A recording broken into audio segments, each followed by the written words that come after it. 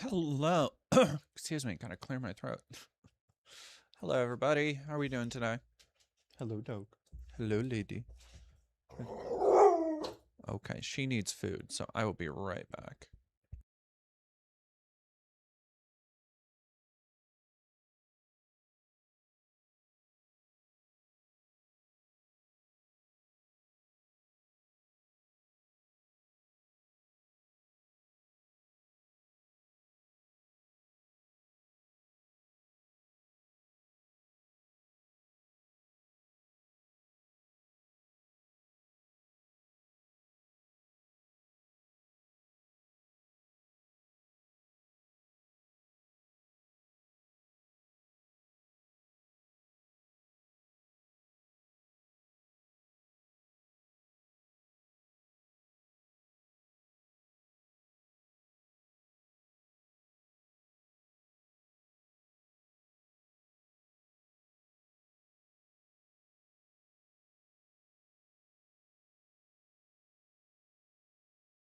Oh, muted. Okay.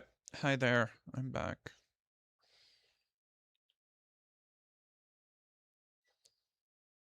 Yeah, I guess that'll have to do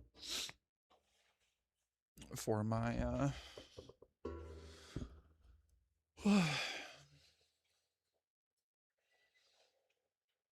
Hello. Hey, Juno dear. How are we all doing today? Wait, what got leaked? So there is a little bit of a Candace Owens crash out.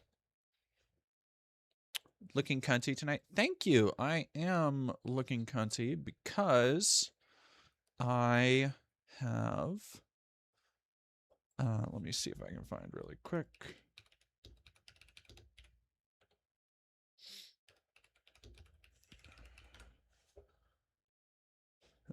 There we go.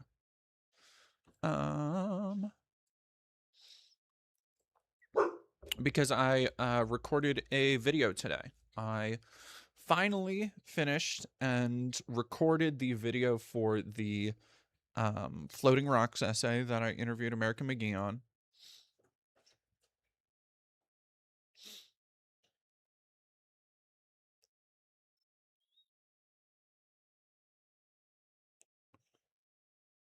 Hello, Zesty Trash Can.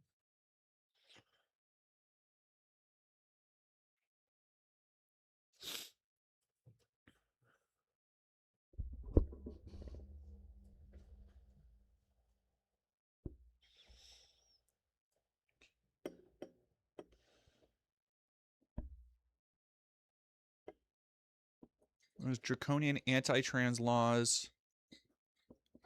Hey, dog, you, stop it. Let me look at Kansas. Do you know the name of the bill?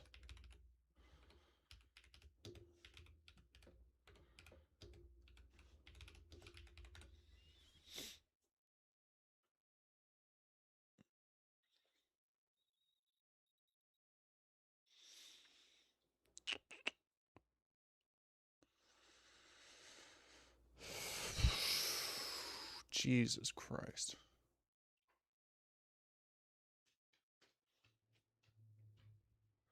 I'm assuming it's the bathroom ban and the one that the ACLU of Kansas just put forward a statement on. I'm gonna go and assume.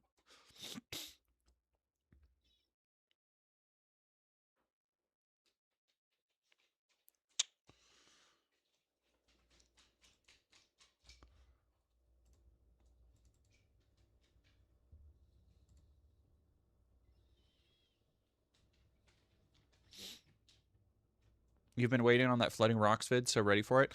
I am very excited with how it's coming together. It is kind of like I thought it would be. It's gonna be longer than I thought. Senate Bill 244. All right, let me look up that really quick. Yep. I'll let that go.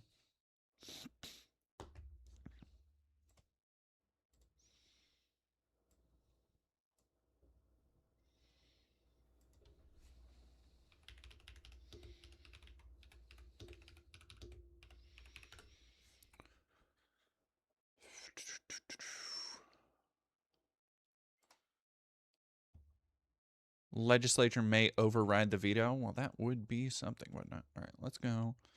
Let's just jump right into it today. So today is going to be additionally a little bit of a change from what you might be used to. Let me see how red looks. Does red help?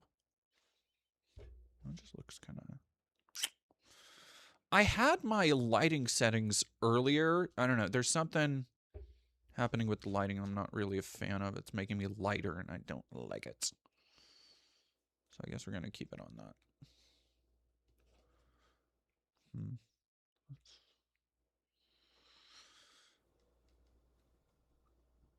Yeah, that'll be fine.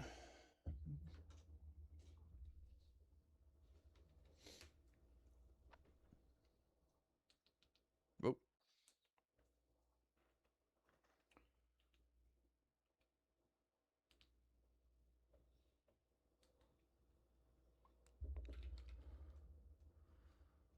Oh.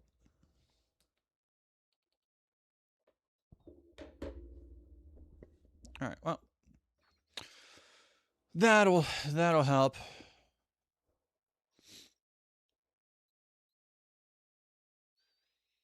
Resigned after I couldn't deal with the SB 180 with all of admin basically not giving a fuck. God, that sucks. Hello, Carnell. Flows and not, thank you for following. All right, yeah, let's go over this really quick. Oh, right, duh. The thing so we're gonna go over the Ilhan Omar thing because the immediate conservative reaction. First off, this is the funniest part of the Ilhan Omar thing. Wasn't the fact that she squared up, which was fucking awesome. No conservative right-wing dork would do that, as bombastic as they like to talk about being and all that shit. But the thing that's really telling to me is that we just got done. We're going to go back to the Nick Shirley thing for this, because we just got done dealing with that little petulant dipshit fabricating a controversy that has now resulted in multiple deaths with this new Operation Metro Surge crackdown in Minneapolis. And the thing with Nick Shirley is that in the days and weeks since, he broke big with this one story. See, okay, let me again. Little inside baseball into how actual journalists operate. When a journalist works on a story, they work on it for months, right? Two things have happened recently that reminded me that Nick Shirley is not a journalist. Or when they work on an investigation, it doesn't always have to be for months. Sometimes there's an immediate turnaround. Nick Shirley was caught trying to go undercover to a Boston Alcoholics Anonymous meeting. And there's no like, let me see if I can find something on it really quick.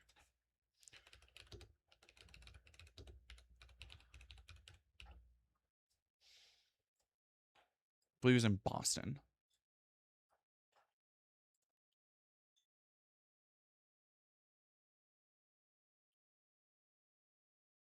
Baltimore. Never mind. I knew it was a B.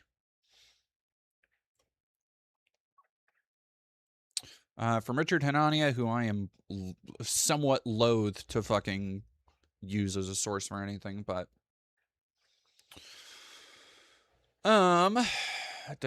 Nick Shirley went to an NA meeting in West Baltimore church with a selfie stick and they kicked him out. Now, the only reason he would do something like that is a publicity stunt, because he's not an actual journalist. He is going place to place. What essentially Nick Shirley does, and what now passes for, and here's where we're going to kind of expand out and tie this into Ilhan Omar. What somebody like Nick Shirley does is the same thing that the Project Veritas dickhead did. Oh, can y'all see Miss on the... Oh, Miss, you can just barely not see her. She's like right... Can you lean up, kitten? Here, let me see if I can pull her into frame a little bit more.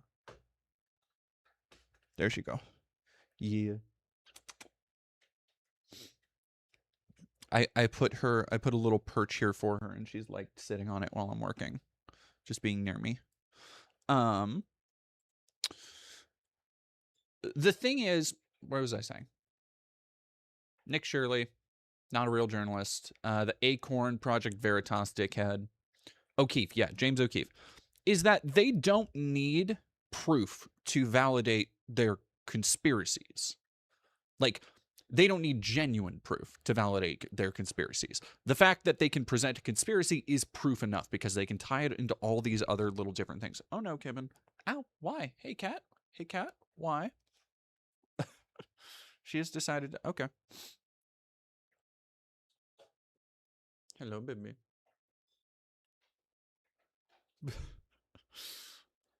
Oh. Ow. Oh, I gotta trim your nails still. Okay, well, I guess we're talking to Cat for a little bit. What was I saying?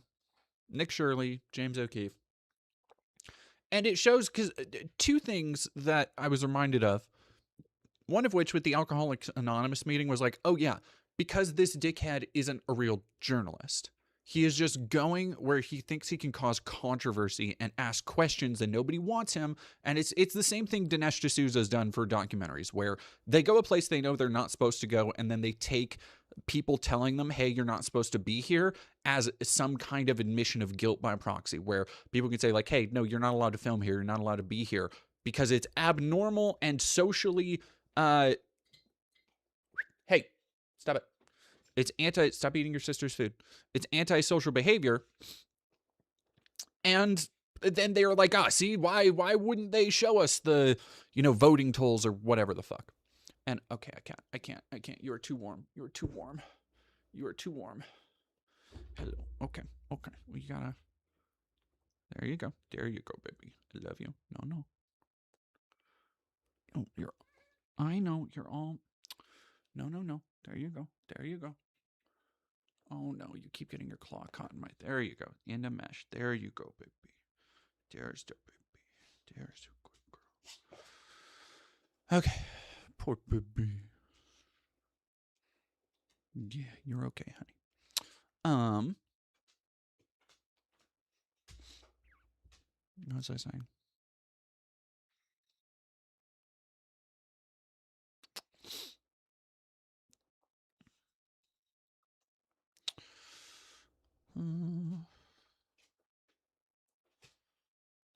Baby. See, now I am completely, my head is just not. Yeah, no, this cat is fucking up my train of thought. Here, stay over on your seat, honey. Stay over on your seat. That's why I gave you the seat right there. What was I saying? Nick Shirley, Chud journalist, yeah. And so what you have is this person who will present. The other thing that made me remember, oh yeah, this guy is a fucking dork, is when we did the deep dive in who Nick Shirley was, we looked into his past, we found that he was a failed prank tuber who came up in the era of like Jake Paul and shit. And somebody was sharing around today on Twitter a video he did from 2019 of like, just somebody, one of those dumbass random gym pranks where somebody in a Spider-Man suit fucking, jumps up and yells at somebody while they're doing a deadlift or some bullshit. And it reminds you, it's like, oh, no, he always made bad shit content because he was derivative. He was just doing whatever he thought would get a reaction and didn't actually require a lot of work. Hence, his investigation moving from within a week, this massive story that he loved to take credit and soak up the spotlight for until it revealed him to be a fucking dipshit. And then his next big scoop, he completely bungled. Now, I want you to then, as we go into the Ilhan Omar thing, and we'll talk about that in a moment, but I want you to keep that at the front of your brain. Let me see if I can find before we do that.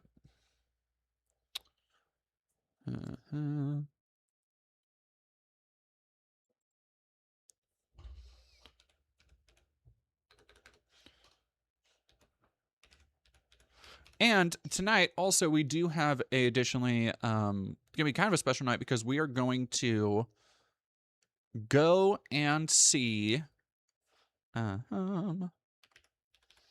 We're going to be on another creator stream later tonight. They'll go live. We'll finish up our stream. We'll raid them, and then I will be featuring on their stream for a little bit. So that is another thing to look forward to. Okay.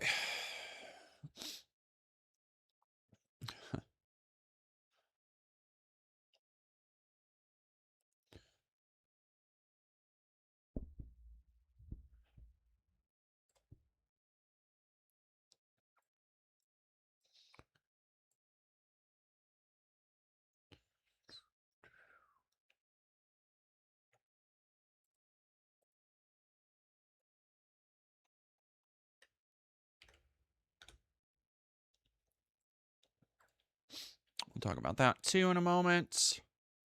Will they be live on YouTube? It will be actual Jake, and I believe we will only be streaming on Twitch.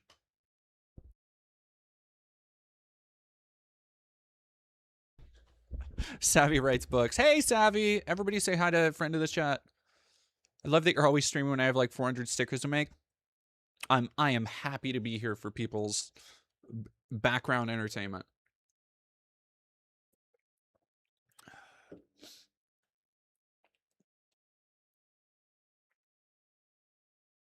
Oh, over on Blue Sky. I don't want to go to Blue Sky. So to talk more about the leftist agitator idea, I have to go where I get all the best, worst dog shit takes from conservatism. And Matt Walsh is a pretty good kind of bellwether for what the conservative movement, the non-explicit, even though he is like in many ways a Nazi, but what the non-groiper, not the Kekistani Gamergate chud rumble groiper, like the people who aren't sharing Hitler memes, the people who at least pretend to have some semblance of public dignity, as poor a job as he does that, he is generally a good voice to listen to find out kind of what conservatives are really thinking, because he just cannot help but say the quiet part out loud. Matt Walsh is the absolute worst of all the commentators, IDKY, but he gives me the creepiest vibes of them all. It's because he is just like an unempathetic fish man. Like he gives the same feel, like he gives the same kind of visceral, uncanny disgust I imagine that people think of like H.P. Lovecraft monsters giving. And the reason I wanted to go to Matt today was because of the Ilhan Omar thing. Now, bear in mind what we just said about Nick Shirley, and we don't have to relitigate because everybody remembers. We just got done going through an entire fabricated narrative that was picked apart almost immediately, but that they ran with, and if you go by the president's tweets, continue to run with. One of the things, I didn't really underline it, I think, on our last stream. One of the things that has been, to me, the most clear example of Trump's cognitive decline has been how he is lumping and wrapping these narratives together, even though nobody's really buying it anymore. And it begins to sound more and more like bullshit. I don't think he knows that. For example, a couple days ago when Alex Preddy was shot, he put out a long, rambling Truth Social post that tied into Alex Preddy saying that Tim Walz and Jacob Frey were responsible because they were inciting insurrectionists and, all that shit. And then he tied that into Ilhan Omar, and then he tied Ilhan Omar into the Somali daycare fraud scandal from Nick Shirley. And at every step of that, excuse me, sorry. At every step of that, you can clearly see how detached from reality it is. But it is also the narratives that they don't need, like we were talking about at the beginning. It's the narratives that they don't need any more proof of, except for the fact that there is a narrative, and they are ready to latch on to it. On the other hand, and here's where, again, we can kind of look at Matt and see the median hardcore conservative worldview. Like if you go into the far right, the people who are still supporting ICE, the people who are still supporting Trump, but who are not out and out, posting lolly Hitler memes and that kind of bullshit. Just on the fringes of that.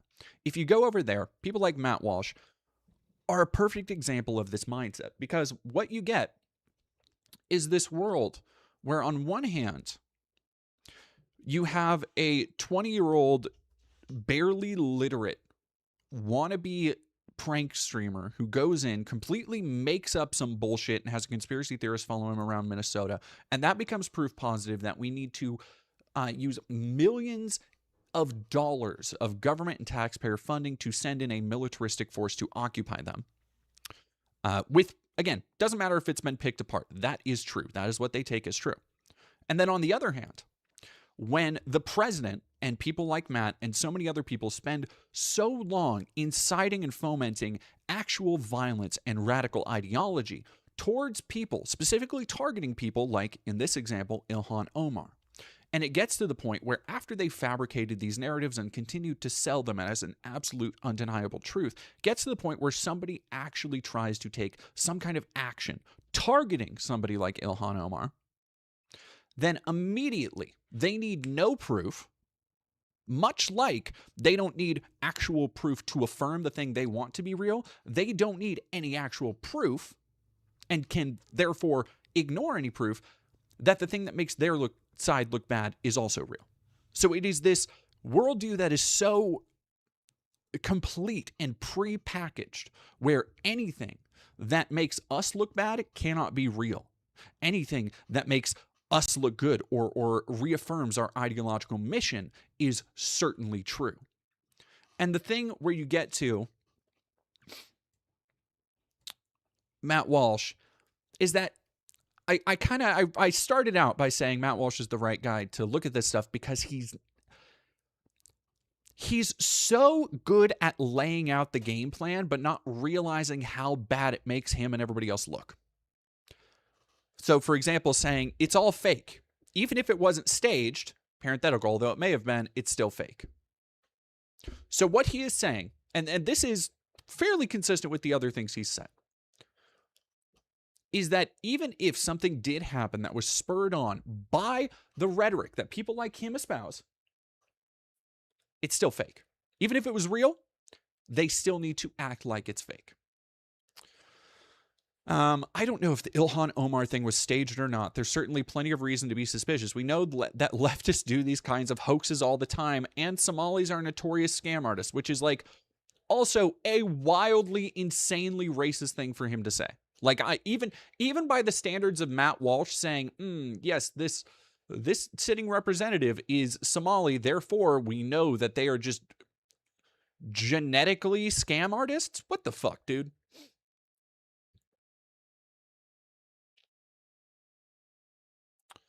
What I do know is that leftist agitators are out in the streets every day accosting law enforcement officers, and nobody on the left condemns it. Yeah, dude. It's good. What are the law enforcement officers doing, buddy? I'm sure they're doing nothing and absolutely don't deserve any pushback. Charlie Kirk was shot in the neck and they celebrated. Now Ilhan Omar gets sprayed with a liquid. We're supposed to treat it like a national tragedy. Nobody is treating it like a national tragedy, honestly.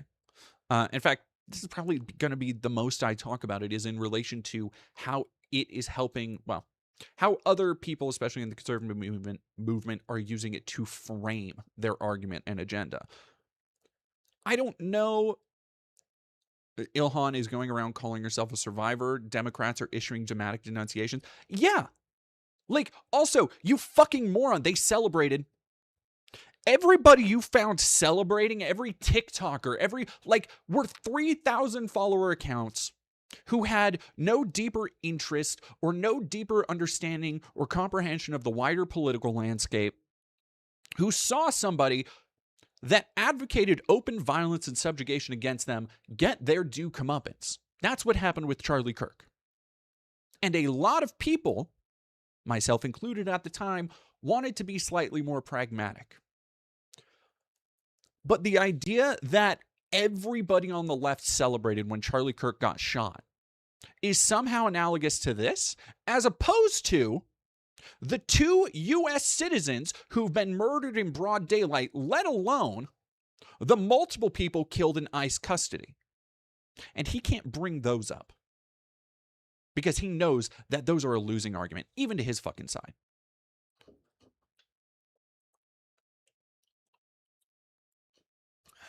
No, exactly. Eric Nelson. Just on the nose, like, even if it's not a lie, we should lie about it. That is Matt Walsh's worldview. Matt Walsh's worldview for months, for years now, has been that making the left look bad is far more important than even policing bad actors on their side. He has been incredibly consistent in saying that it is more important to attack and disparage and slander people on the left for being ideological opposition than it is to hold your own side to any kind of ideological standard.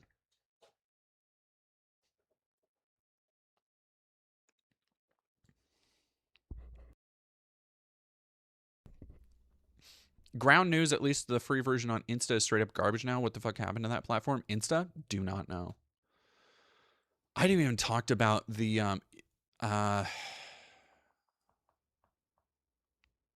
what haven't I talked about? Jose Gonzalez, Laughable Mr. Fish, thank you for following. Chloe BZY, thank you for following.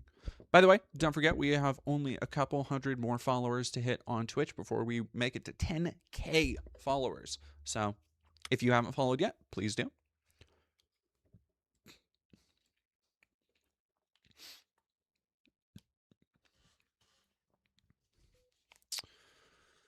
All right. So with that out of the way, I do want to go to some of other real history with. Oh, I didn't realize Real History with Matt Walsh was already streaming on the Daily Wire. Hey, Carnell,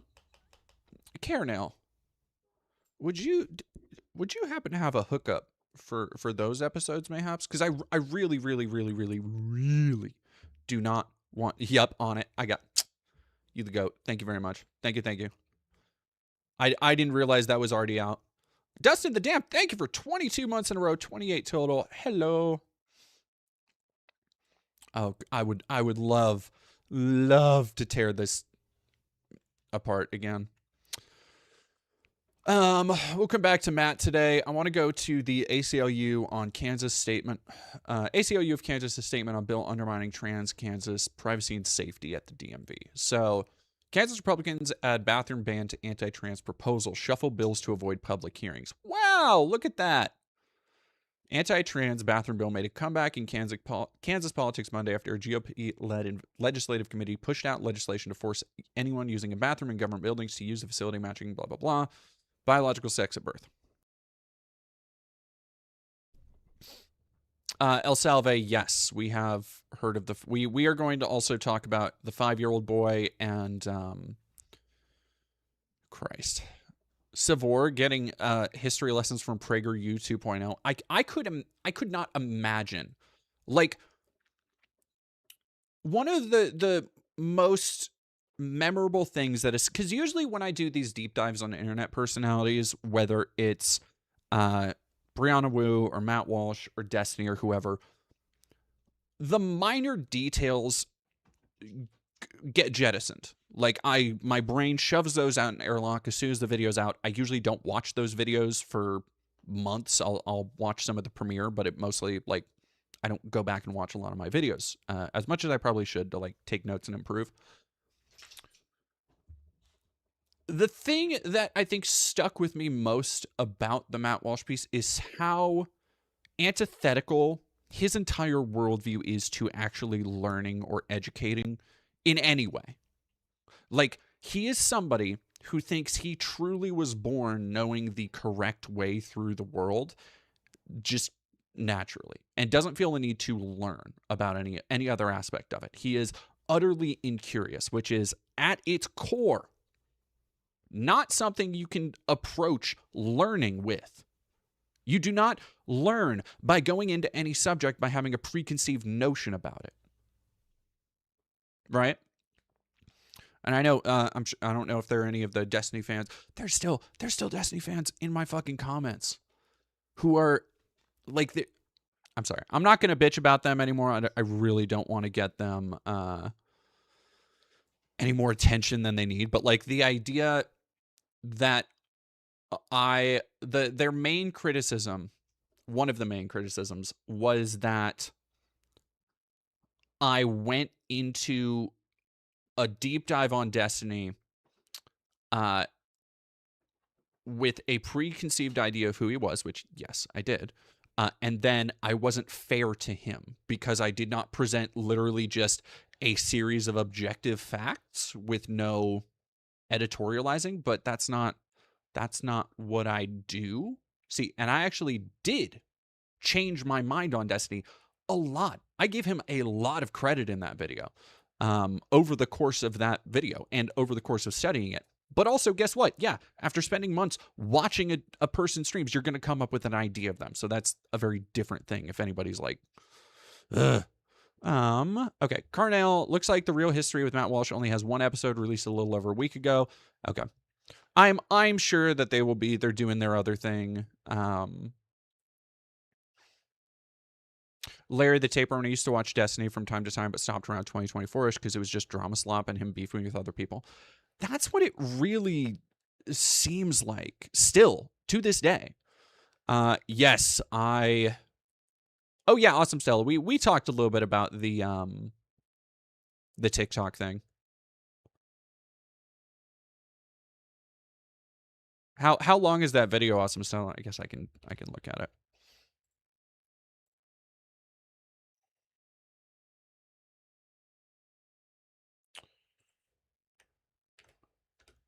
Because if it's only a couple minutes long, we could probably check it out. Sick. I'll keep that in a back pocket. Jessa Meow, what does it always say? Dead Domain Live from Los Angeles. I just haven't changed it since I was in LA. And now I think it's funny and I just don't want to change it. Because at some point I'm sure I'll be live from LA again. It's well, and one of the other things, so El Salve, again, I do not want to turn this into a Destiny stream. El Salve saying even Destiny's own son hates him. A lot of people, again, saying it's like a low blow and it's below the belt. It's fucked up that you would bring in Destiny's son. First off, I barely touched on the shit I could have with Nathan. Second off, when I'm doing a video that's a deep dive on somebody, not on their arguments or their beliefs, but who they are as a person and why they navigate the world the way they do, yeah, I think it's actually useful information to bring up a son that he completely neglected, ignored, that led to the son spiraling out with many of the same antisocial issues that he admitted to having when he was younger. And then for his fucking fan base to come into my comments and be like, oh, it's a low blow. Destiny goes on stream to thousands of people and calls his own son the R slur. Like when people asked him, like, what do you think about your son praising Hitler? He's like, yeah, no, my son's R slurred. Like, he's 14. Like, what do you want? He's an arselid. Yeah, hopefully it'll be less. Like, is there no culpability there with the thing that he did that resulted in a person being this way? It's like, no, I'm the asshole for saying, hey, he's a fucking asshole. Yeah, I don't know. Anyway, Amaryllis Azure, thank you for 7 months. It seems ICE is getting active in my city now. Our jail inmate list is full of people with ICE listed as the arresting agency. Jesus Christ.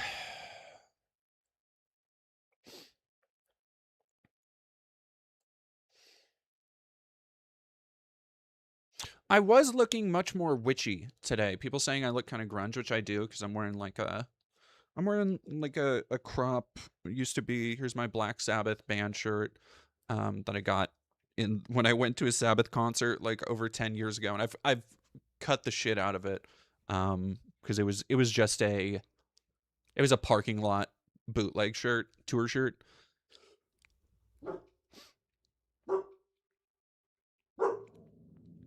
Andy Dandy 25, you've demonstrated that you respect and protect the minors involved with the Anderson kids. IDK, how this is different. Yeah, I didn't. Well, and that was a reason I considered reaching out to Nathan because like it would have been super easy to get a hold of him. And because he's like an up and coming content creator, I have no doubt I probably could have gotten him to talk shit about his dad, but I don't want to. Like that was a line too far for me. That was a line I absolutely did not want to cross. But also just bringing up footage that was already out there, like that's documentary. That's how it works, dude. Anyway, Back to Kansas. In an often antagonistic hearing, House Judiciary Committee voted along party lines to expand the focus of Bill 2426, which would require Kansans to use their biological sex at birth. The bill received opponent feedback from more than 200 people. Representative Bob Lewis, a Garden City Republican, offered the bathroom amendment shortly after the committee began working, drawing ire from committee Democrats. There was no public notice that the committee would take action on the bill. No public notice that the bathroom restriction would be added to it. These slimy mother. It doesn't matter where they are. They're just so fucking slimy now.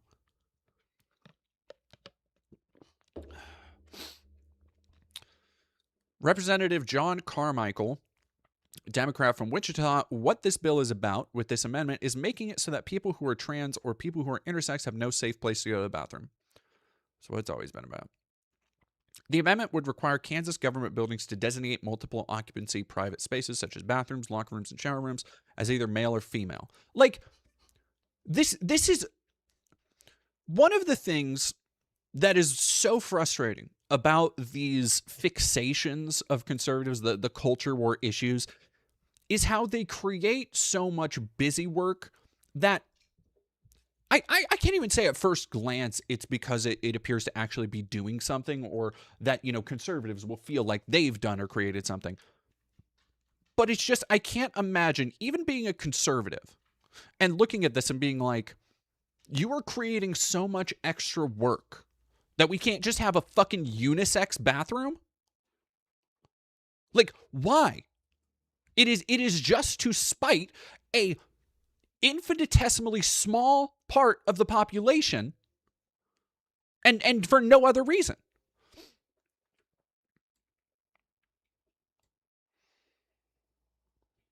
Ewing, what Destiny said about his kid, even if he was awful, using the R slurs awful. Yeah. Like, there's a lot of dumb and very, like, repugnant but edgy, so it's, you know, you can obviously tell it's supposed to be a joke shit that he says. And for most of that stuff, I kind of just roll my eyes.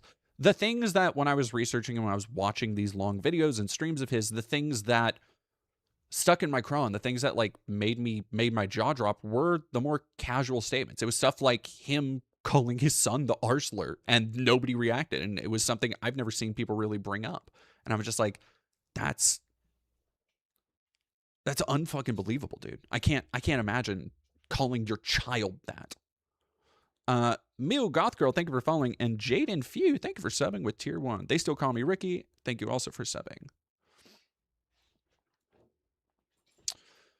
All right. Spaces that are single occupancy, such as family restrooms, could still be unisex. Blah, blah, blah. Enforcement. If a public building fails to maintain the spaces for male or female. If an individual uses a bathroom not tied to their biological sex at birth, the first violation would be a written notice from the governing body, which could be challenged. Second violation could be a $1,000 penalty, and the third would be a misdemeanor crime. You fucking...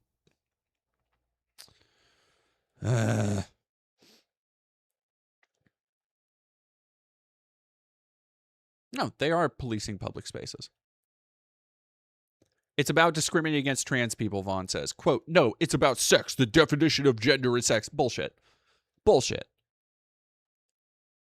One of the things that is, again, kind of an interesting side effect I've noticed of this,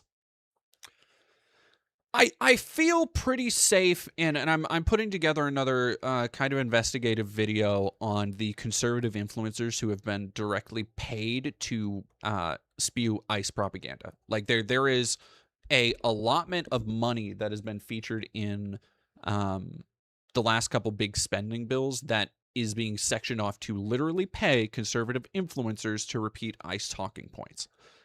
I feel pretty comfortable at this point calling the broader conservative and Trump movement an influencer movement more than anything else, because there's no real cogent beliefs. It is all influencer propaganda all the way down, literally from like there was the fucking Nicki Minaj thing we'll talk about today. It's just photo ops. It's just empty aesthetic posturing. But one of the things that I find very interesting while watching this is how you see the elected representatives sometimes repeat talking points that are very clear they've just kind of absorbed from that same apparatus, from somebody repeating something somebody else repeated. And you get just a brief glimpse into it when they try and argue that it's not about discriminating against trans people. And they'll go to this like, oh, no, it's about sex, the definition of gender and sex, Humphrey said. And it's like, no, it's not. And you know it's not. But you heard that from Tim Pool or Dave Rubin, or, you know, a fucking TikTok video came across your Twitter feed while you were trying to get a sick dunk on AOC or whatever. And it's just so annoying. What happened?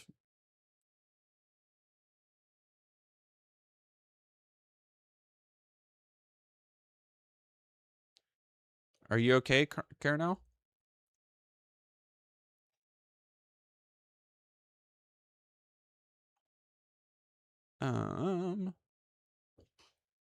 Oh my gosh, Blade Valant, thank you very much for $5. In Santa Fe, me and my wife used a unisex bathroom. The stalls were fully enclosed /locks with a wide wash area. She felt safer than regular bathrooms.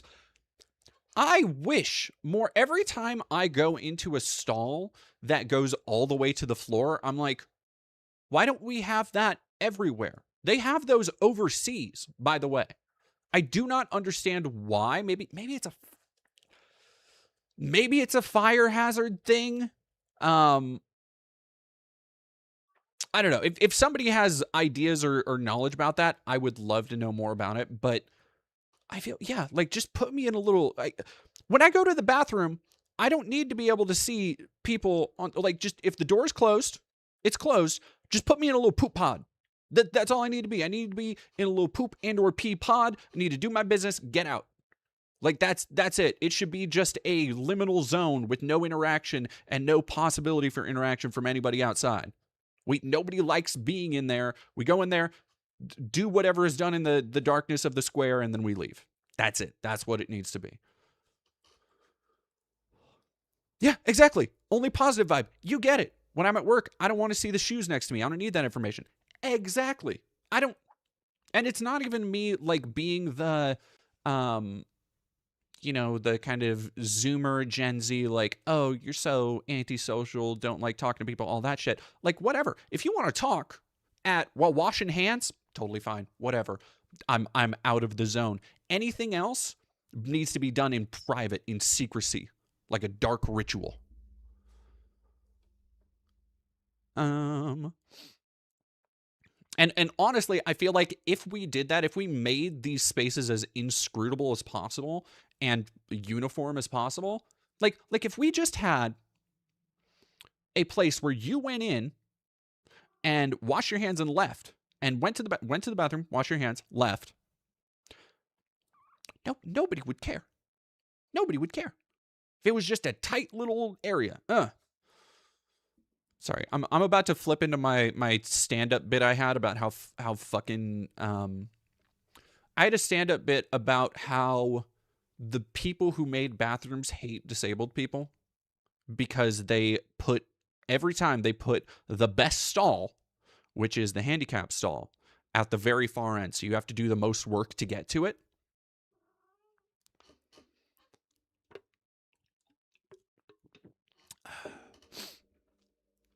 Anyway, back to the Kansas bill.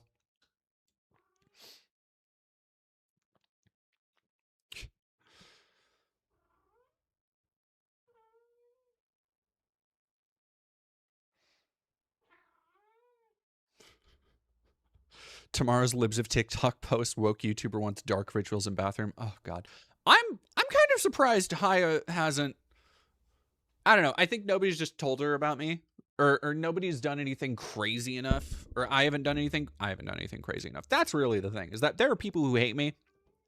Truth of the matter is that I'm just not. I'm not that. I don't want to say interesting, but I'm not that interesting for people to like really latch onto. Do you know what platforms can be used to communicate safely? I would say Signal, but I honestly don't think any platforms are genuinely safe right now. I think Signal and Telegram are the two that people go towards most, but there's no way to know. There's no way to know what fucking Palantir and everybody else are doing right now, which sucks. Anyway, this is an attempt to obfuscate what we're doing here, Carmichael said. If you're in favor of a lack of transparency, if you're in favor of taking bill numbers and playing them like a shell game, this is the amendment for you. Although the 90-minute hearing was running late, he read through what the court thought of the previous attempt by the legislature to change gender markers, ending by criticizing the rushed process taken by the Judiciary Committee to combine and pass the bill.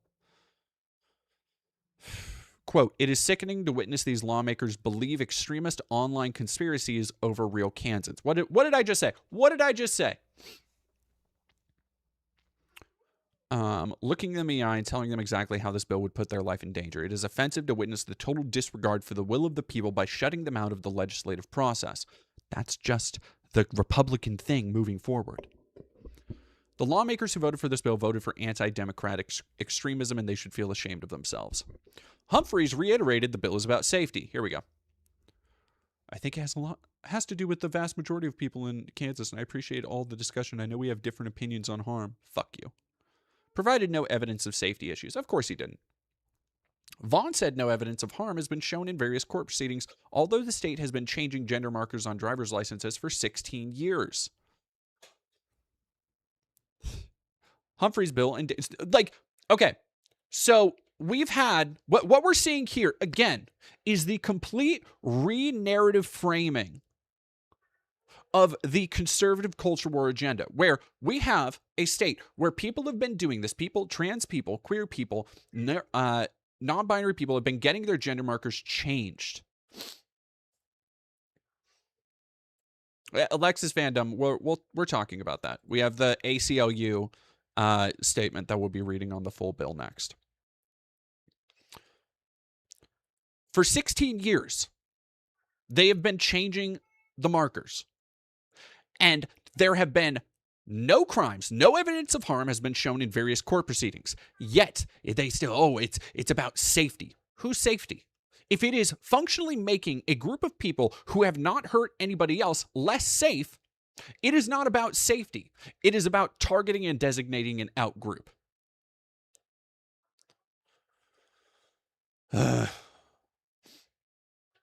You say that they can use the restroom, but they are being intimidated in public spaces by this bill to not use the restroom that aligns with their gender and presentation. You're turning everyday Kansans into the gender police and making it harder for people who already experience some of the greatest rates of violence in our community.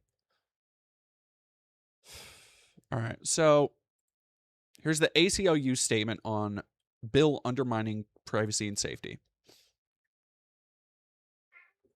MAGA 7K. Omar for president. Okay, chat, mods, don't bury them yet. Don't ban them yet. Hold on, I want to play with my food. MAGA 7K. Why do you say that? Why do you say Ilhan Omar for prison? I will continue with my reading while I get an answer. Ahoy hoy. You don't like my music? All right. So, ACLU anti-trans bill passed the Kansas legislature Wednesday evening after being rushed through both chambers. Shocker. Requires the state to invalidate legally issued birth certificates and driver's licenses to depict strictly someone's assigned sex. Even after 200 people submitted opposition testimony, the House Committee on Judiciary amended the bill to also apply to bathrooms. So, as they were rushing it through, they also amended it to apply to bathrooms. Like, I can't, these people are such fucking scumbags. I can't even.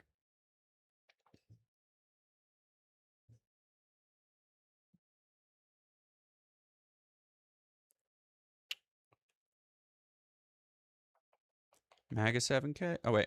Look what she's doing to Minnesota. She's running the biggest scam in state history. MAGA 7K, I need you to be so honest with me right now, because I want you to know I'm coming to you in good faith. And I want you to know, no matter what my chat says, you and me are having this conversation, because I know chat could get a little uppity. And I genuinely want to know at this moment, do you think Ilhan Omar is behind the daycare fraud in Minneapolis and Minnesota?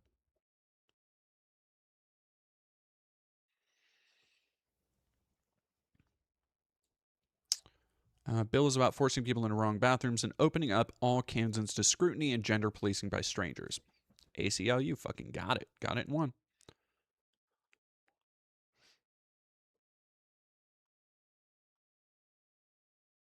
Do you have Savor, do you have the name of that lady who was found? I don't know if she was charged, but she was being investigated for the fraud. Do you know the name of that?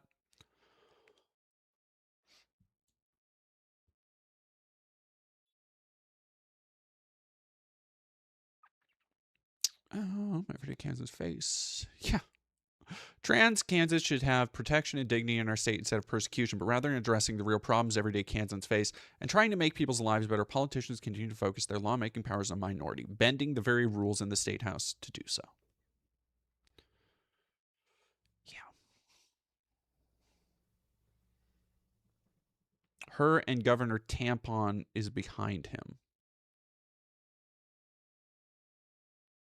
I'm assuming you mean behind it.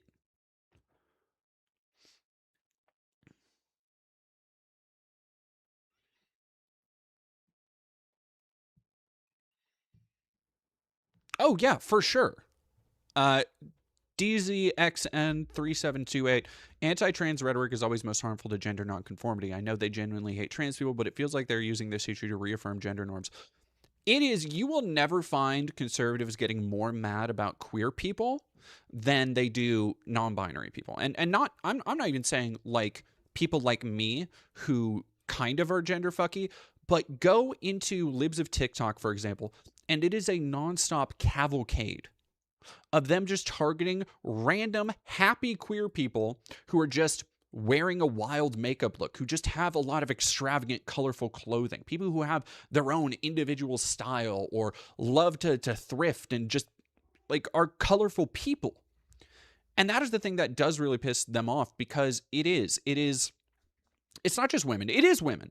It is a reinforcement of gender norms, where the thing that really pisses them off about trans men and trans women is that what they see as women are not being subservient, and what they see as men are like essentially volunteering to take on the roles of women who they see as lesser. So it completely fucks with their brain chemistry to see people living happily like this. What I think is more interesting, though, is that when you get into what these markers of gender socially represent and how conservatism loves to reinforce those things, to me, it seems more like a genuine fear than anything, because they put so much emphasis on people needing to act one way for society to work correctly, which is very obviously not true. That when they see people experimenting and using these things that they take as the law, gender, social construction, how you're supposed to act, how you're supposed to look, how you're supposed to present yourself. And when you have people who, instead of almost religiously, fervently adhering to those doctrines, who instead use them as building blocks, as play, essentially, to experiment with, to have fun with, it drives them insane. They genuinely do not seem to know how to parse it. All right. If y'all can hear Mrs. screaming at me, Rust Belt Expeditions, thank you very much for $5. It's never about safety. It's about forcing trans people in the closet. I'm bummed I didn't get to...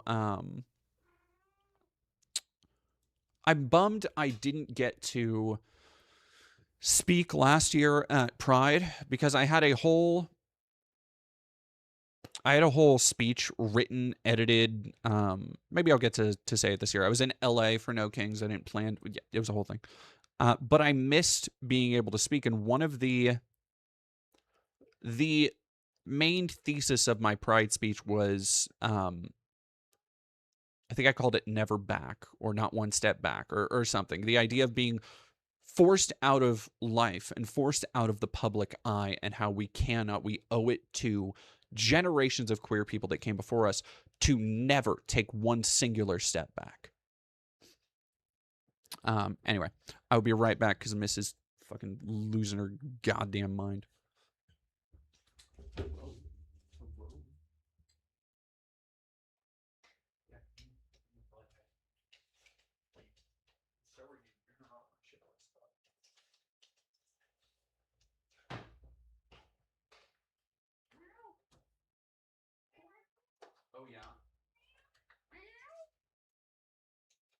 you sound like. That's what you sound like. Oh, fuck. Okay, well, guess that's ladies.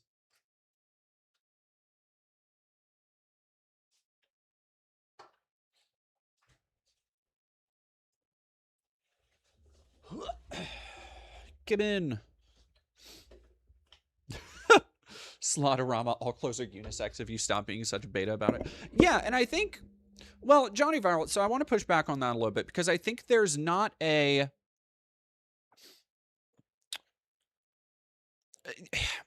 The thing that bugs me is when you have people say, oh, they don't like trans or non-binary people because they're secretly attracted to them. Because to me, that rings of the same, like, homophobic, um, the same reason, and it's been this way for decades. Like, oh, why are you afraid of like talking and looking and seeing gay people? Are you actually gay and you're just afraid to realize it, or afraid to come out with it? And I think that too often it gives them a way to deny culpability and genuine hate. And in fact, it makes them far more sympathetic. And look, there are ways that you can defang somebody, that you can make somebody seem utterly, completely impotent in a political movement. A lot of my videos, when I do deep dives on people, it comes away with me just feeling fucking sad for them in various ways. The difference there is that you shouldn't essentially force a framework onto people to justify their actions, right? Don't get me wrong, it can absolutely be sometimes true. But you shouldn't just look at somebody hating trans people and be like, oh, it's because they're secretly attracted to trans people. I think there is a contingent of people there who do not understand how to parse their attraction. And because of the way that they've been socialized, to be like, oh, okay, if you like somebody with a dick, that means you're gay.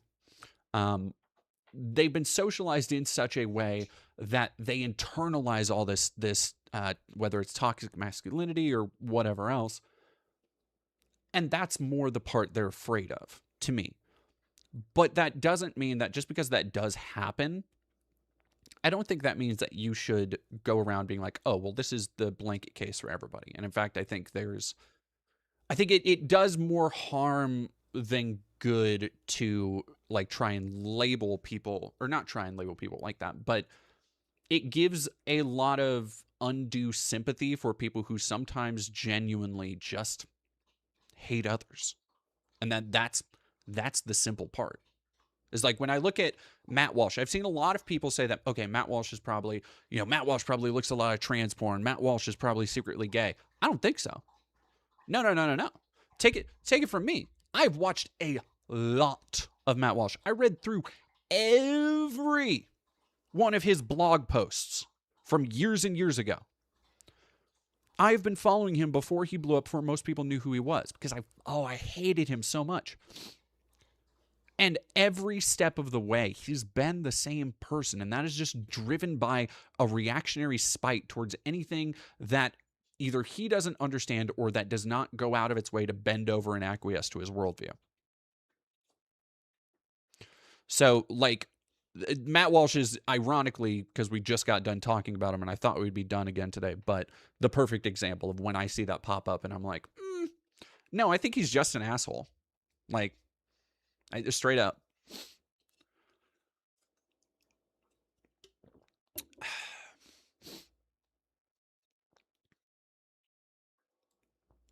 Sodra, thank you for following.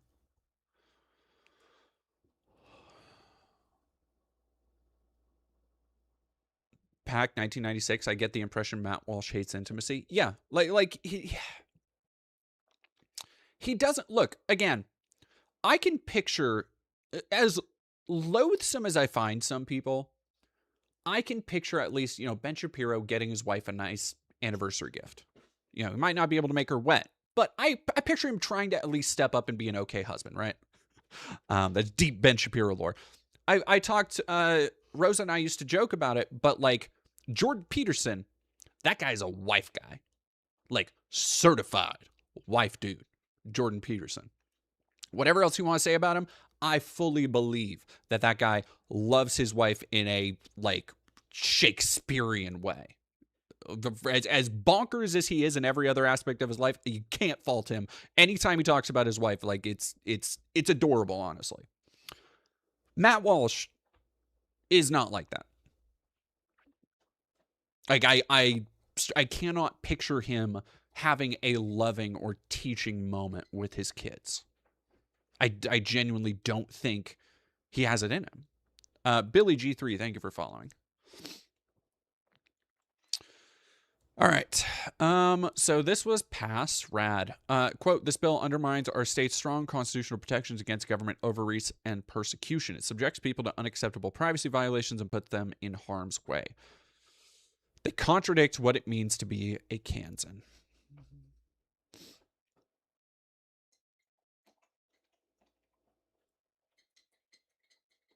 Hey, lady, I see you. Stop it.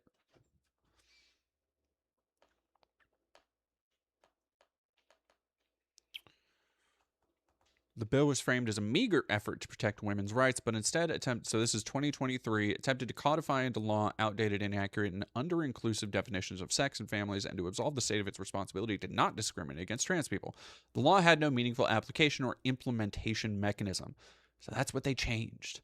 In July 2023, Attorney General Kobach filed a lawsuit in state court against the Department of Revenue, the government agency that issues driver's licenses, asking the court to interpret SB 180 to prohibit trans people from changing their gender markers. The ACLU of Kansas successfully intervened on the case on behalf of 5 trans Kansans.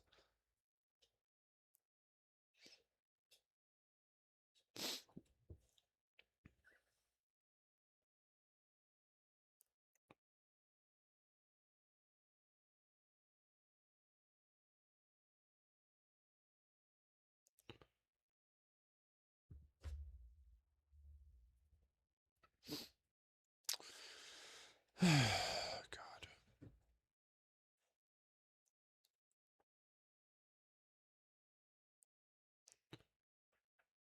They found that there was no evidence, quote, beyond mere speculation to the trial court's findings that allowing trans people to change their markers would somehow impair the identification of criminal suspects.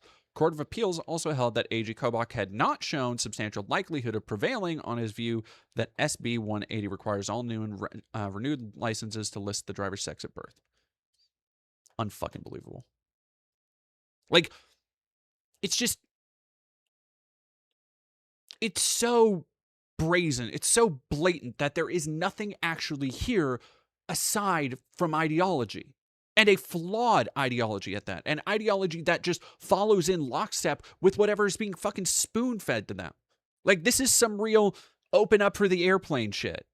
All right, give me 1 second. I'll be back, and then we will read on Erika Kirk and read the super chats we got coming in.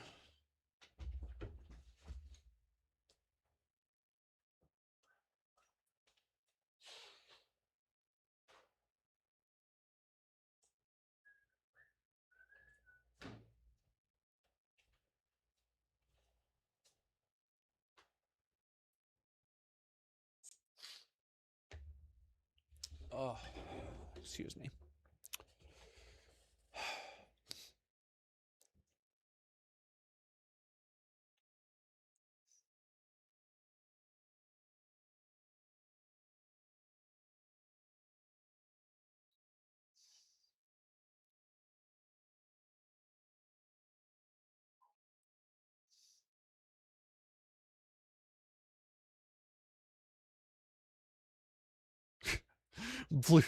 Blue Phoenix, that is such a fucking fascinating observation to me, but you're not wrong. Blue Phoenix on YouTube, I knew Matt Walsh was not into empathy when he said how much he hated watching Sonic with his kids. The signs have always been there. Yeah, it's like, but also, look, Sonic the Hedgehog 3 is not a film that I would expect literally anybody but people who love Sonic Adventure 2 to walk away from being like, yes, let's go. Seki Spurs, if the national shutdown is really happening, I do not believe so as of right now. I believe that right now the nationwide general strike is still moving forward, though, and I think that's on the 30th, but I would need to do more research on that. Max's Animates 53. Thank you very much for super chatting $10. The aspect of most MAGA support is being so incensed towards whatever garbage conspiracy they're fed, yet can't even put a middle school level of show your work to support your argument. Exactly. That's what I'm fucking saying, dude. You get it. Thank you, Maxis. Magar, I think for $5, gay and straight are obsolete. We should all shift over to like that little indentation where the high socks press into the skin. Real shit. Real shit. Real shit. Real ones know that gender is stored in the tummy and in the thighs. Like that's what's up.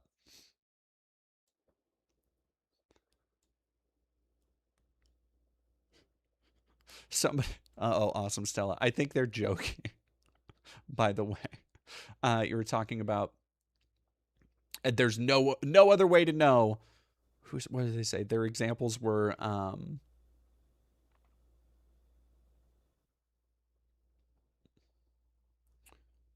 Yeah, no. Insularis is making up examples off the dome. I think they are. I think they were giving two examples. One is a 6 foot tall black person. One is a short Asian woman. Like those are very, like you can look at and see that even aside from gender representation and being able to read them as a black man or an Asian woman, I read that in good faith. I think that that's fine.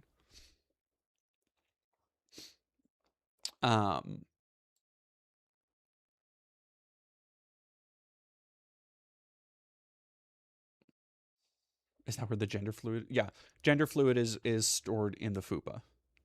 Irish DC, thank you for 100 bits. I know it's a minor story compared to everything going on, but there's a silver lining in the gray clouds. Giant pandas. I saw that. Pandas are off the endangered species list. Downgraded to vulnerable. Still work to be done, but they're not endangered. Yeah, hell yeah. That is kind of mod chat. Okay, yeah. Give me a second.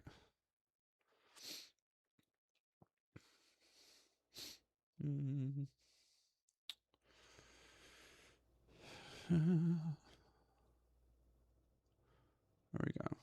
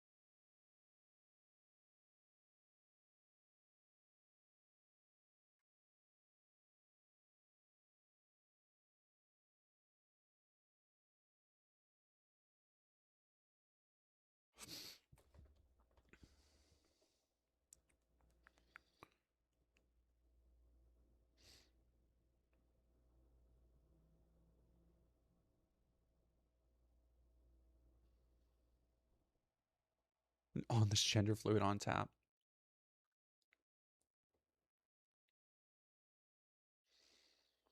Oh, thank you, Meredith Nevin, for $5. Terrible joke for you, DD. What's the difference between swine flu and bird flu? One requires ointment and the other requires treatment.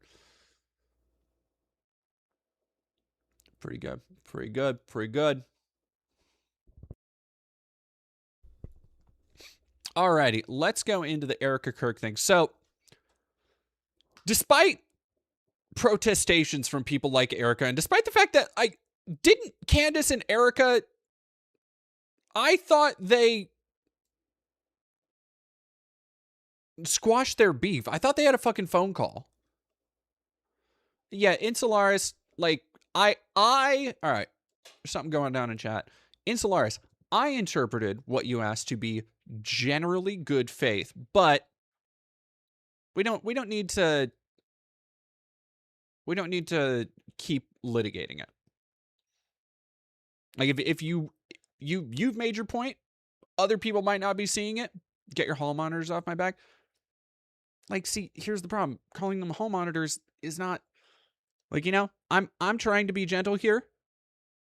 you being super aggro is not helping anybody. Like,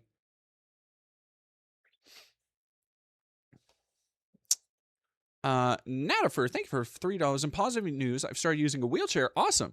Getting accessibility aids like a trackball mouse and being openly gender fluid / bigender at work. As bad as things are, it's hard for me to even think about going back because of the improvements I've made. Chat, enough with that bullshit that everybody else was saying. Can we get some fucking goats for Natifer in the chat? $3. Because that's awesome. That makes me happy. That I'm very happy for you. I'm happy for everybody else. Thank you, Violet Left. Thank you, Awesome Sell, everybody, for goats in the chat for Natifer. And I hope you stick around.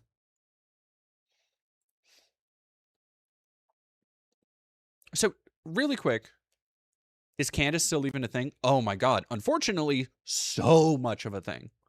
I can't believe how big her fucking YouTube channel is. We'll talk about it. Storm Overcrin, thank you for tier 1 for 10 months in a row, popping off with those goat emotes. Thank you, chat, by the way, for popping off with the goats. And so right-wing figures haven't been on the best of terms since the shooting. This is from BuzzFeed, so I'm willing to bet this is goddamn AI. Oh, I'm willing to bet AI had something to do with this.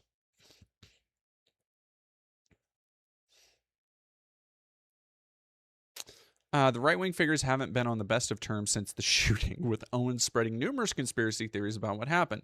Two met in December, which Erika, there we go, yeah, described as a very productive conversation, though Owen said she still did not believe that the person charged with Charlie's murder was solely responsible. It's fucking wild. In a new YouTube video, Owens claimed she received audio of a TPUSA conference that occurred shortly after Charlie's death when Erika became head of the org. In the alleged clip, which Owens claims was recorded 12 days after Charlie's death, Erika discusses his memorial event.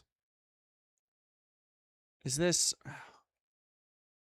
See, I want to All right, let me just go to Candace's fucking video then.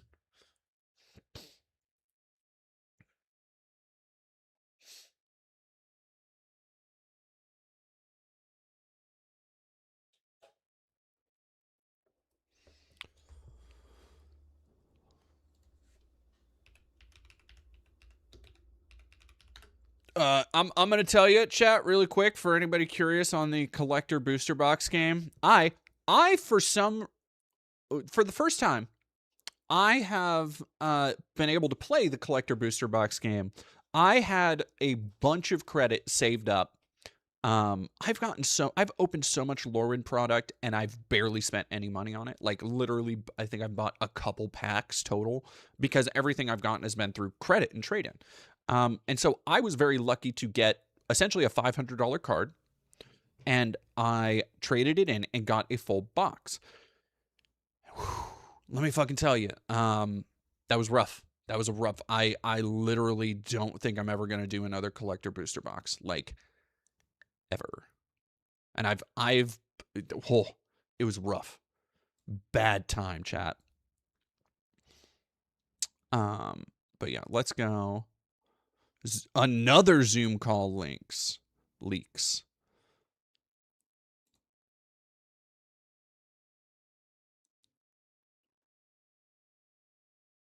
So before we get to this, I want to talk about one of my very favorite new things. And that is this video. Talk, fight, and Hobbit. Okay. Ugh. So here's the thing. Collector boosters, the Lorwyn pull rates, I don't know what is up. The Lorwyn pull rates for collector boosters, maybe it's just the like where they get shipped out to or something, but I've gotten more rare repeats than any other set. Like the amount of fucking, there's that flip, I think it's a green-white Kithkin hero. The amount of those fuckers I opened, so aggravating. Ugh. And then I'll open a new elf that I've never seen before. I did open, I think, one of the last legendary elves of the set that I wanted. And it had a printing error, which was very good for me. It was a foil misprint. And I love me some misprints. Let's go. Clown Royal, you said kick in my ear perked up. Is Magic fun right now? Magic is really fun right now. We're going to get, it was a legendary foil misprint too. And it was one with the big like rolling strip on it. So for people who don't know, when like the way that they roll print things, it sometimes fucks up and will like leave this giant gash along it. And it's going through like the middle of the fucking card, but I love it. I love a misprint. I got Marlin. Yeah, I'm building Marlin. I built Morkant, and I think that Marlin and Morkant, and then the two Jund commanders I really know. I love.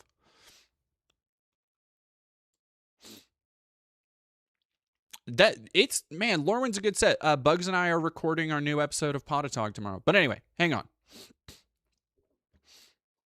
I want to. And he used to come in. This website, this Twitter account, Candace Owens Trying to Read, is very good.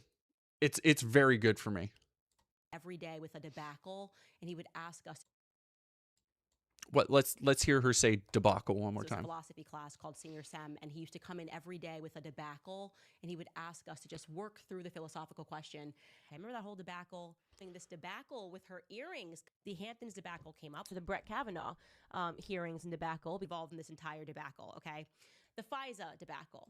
Hell yeah. Sadako plays, I got Magic the Gathering question, so I'm looking to get the Horizon Zero Dawn / Aloy card from Secret Lair. I'm not sure if I get a foil version is worth it, since it seems like a very generic foil effect.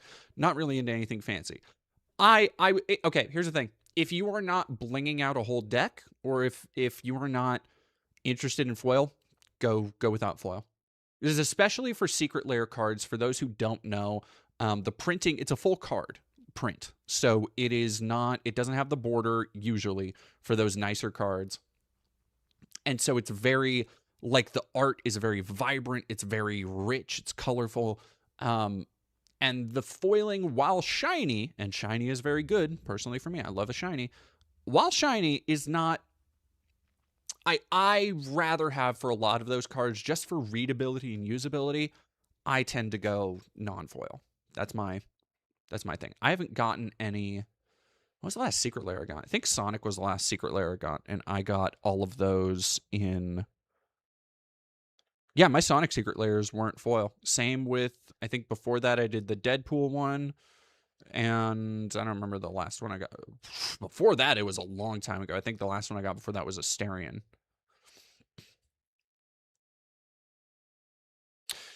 Yeah, Sadako plays, their foiling ranges wildly, because like older foils have aged very poorly. Newer foils sometimes curl. It's a Magic's foiling is a fucking mess, honestly.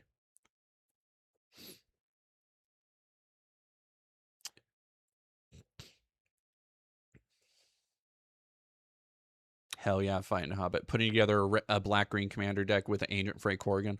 Ooh, you said red. You said red. You said green-black proliferate. Let's fucking...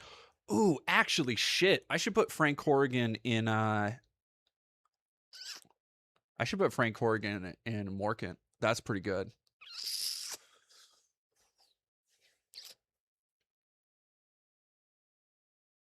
El Salve, thank you for $2. Candace is like Alex Jones, just a hotter version. I look, I'm not gonna say like Candace is a very attractive lady, but damn. Somebody said magic and fun are opposites. Well, actually, you have clearly never played a Judith Carnage Connoisseur and sacrificed 10 imps to deal 20 damage to the board. No, it's all about making a machine that works for you and how you like to make machines. And that's the thing that bugs me, is that when you sit down at a new table with people you don't know, and you can tell when somebody's net decked, or you can tell when somebody looked up a card, or they found a card or a creature they really like, and then they built a deck around it, but it was all built online. Like they were like, oh, what's the most powerful this, most powerful this? And that's boring to me. Like I would rather find weird and new ways to break the game to make more engaging and interesting experiences, like for the whole table.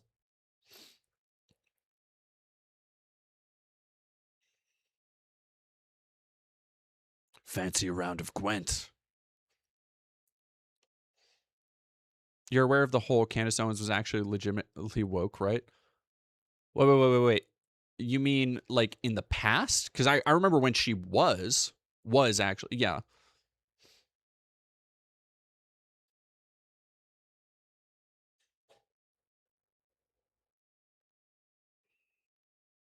And this is why draft is the only real format. I mean, hey, that's real. That's real too. Me and my pod have a buy no singles rule, so we make decks with what we find and what we trade. See, and I like that too. I very rarely buy singles unless it's something that is like, you know, when Aether Drift came out, I didn't really open any of that stuff. I just wanted to I wanted to make a winter deck, but every winter commander they've put out has been fucking boring as shit. Ugh. Johnny Viral, thank you for $2. Pogatog? Feral noises. As someone who's drafted Alpha, I really wish they were willing to be weirder with their cards. Yeah, no, I would agree with you. I think it is great when there are cards. Sometimes I go through, because I have a whole bunch of like older cards from just, you know, stuff I've picked up over time. And there are cards that I look at and I'm like, this seems useless. Like this seems beyond useless. This seems just objectively terrible. And then I'll put together a weird fucking commander and I'll find a way to use it. And that's the stuff I love. I love the old meets new. And I do wish that power creep could fucking ratchet back a little bit. I really like one of the things I really like about Lorwyn is that it doesn't feel power crept to shit.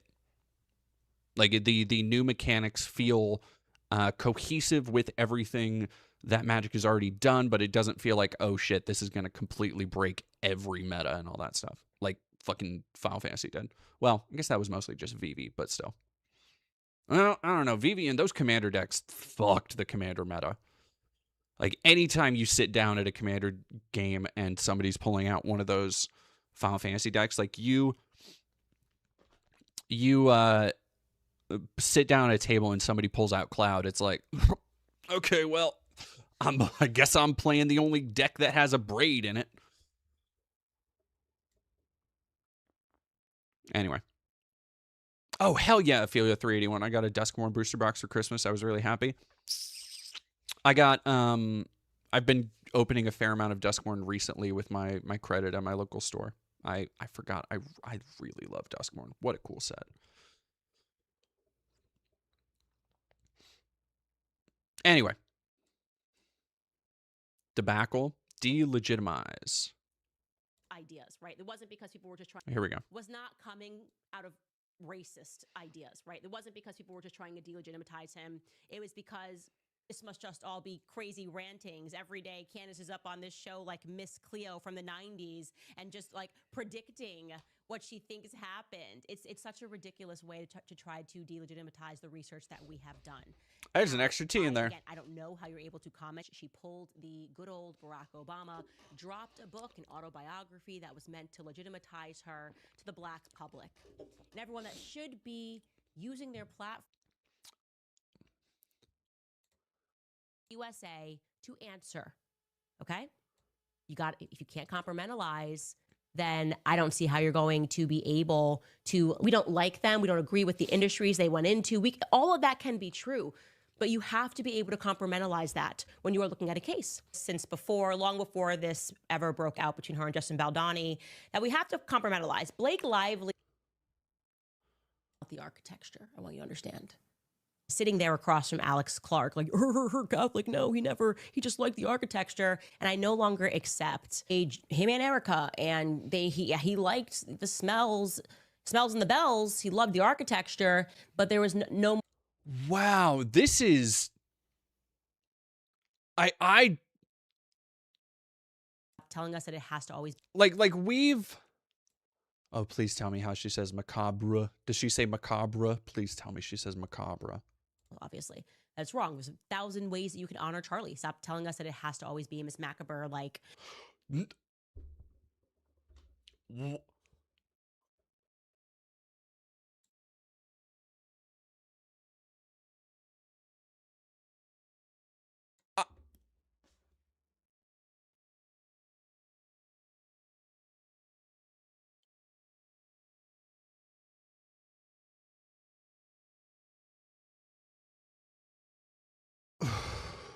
Mac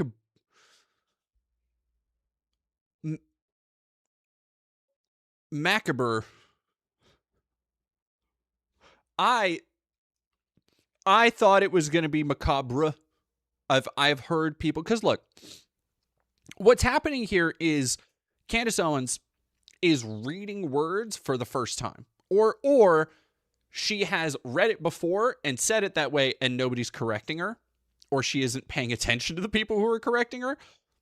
Because I've heard from people, I mean, it happens all the time when people read a word, they don't know how it's pronounced. You know, the classic is like Hermione. People who grew up before Mario had a voice in games saying Mario instead of Mario, whatever. Um,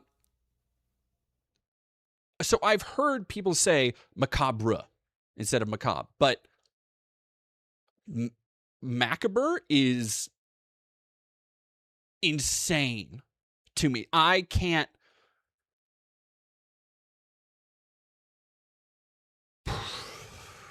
That's okay.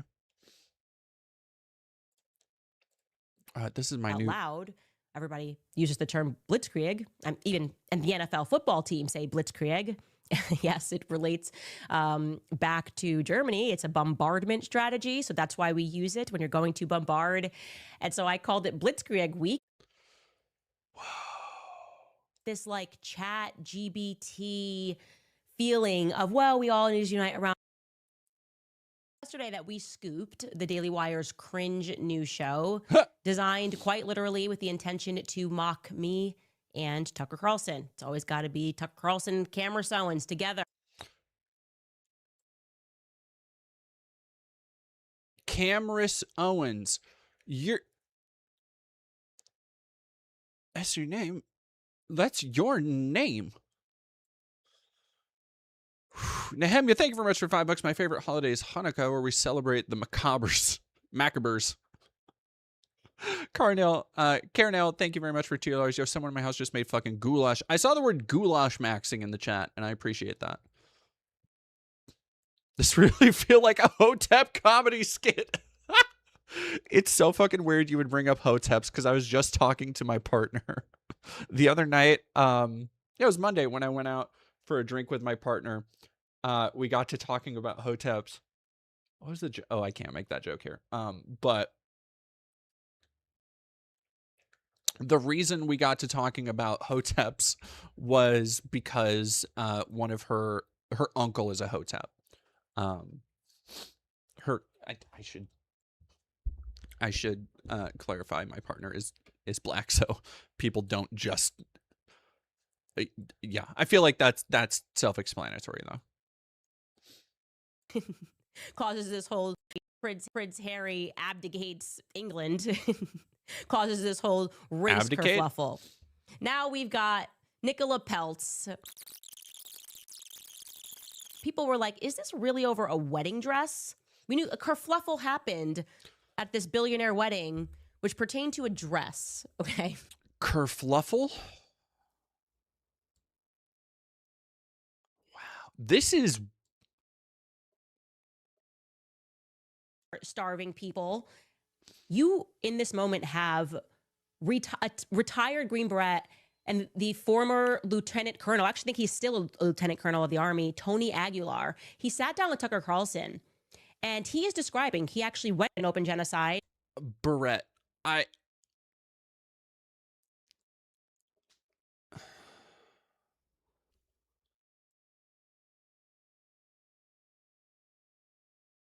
For starving people. You, in this moment, have retired Green Beret. Green Brett is crazy. Like that's one of those things where I'm like, oh no, okay. That is one of those things where I'm like, it's not just a matter of not reading or misreading something. It's like you aren't talking to enough people. If you are in a political space, if you're one of the most, I say important, but one of the biggest political commentators right now, 5.75 million fucking subscribers on YouTube, and you don't know what a Green Beret is?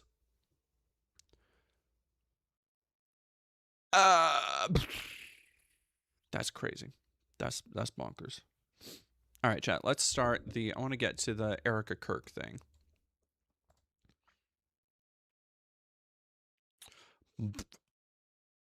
Myron Gaines, ex Candace Owens. Jesus Christ.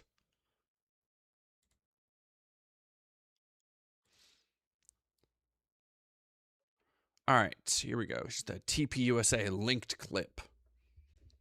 All right, you guys, happy Tuesday. I survived the ice storm. I'm sorry that we were down yesterday. We had no internet, but we are going to make up for it with a show this Friday. Anyway, what do I have for you today? You guys already know that many people are upset with me. And by many people, I mean the mainstream media and all of their cronies. They're upset. But everybody's upset with me. Could it ever be a good reason?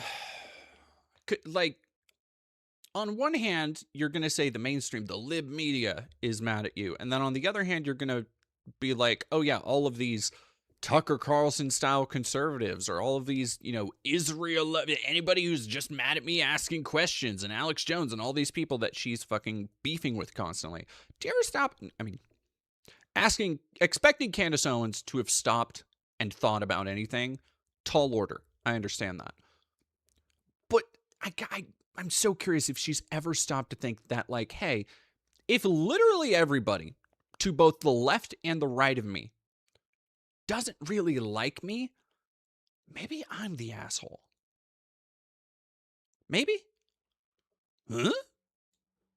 For a lot of reasons. Foremost, because I mentioned the idea that Charlie's life may have been the Truman Show. How dare I?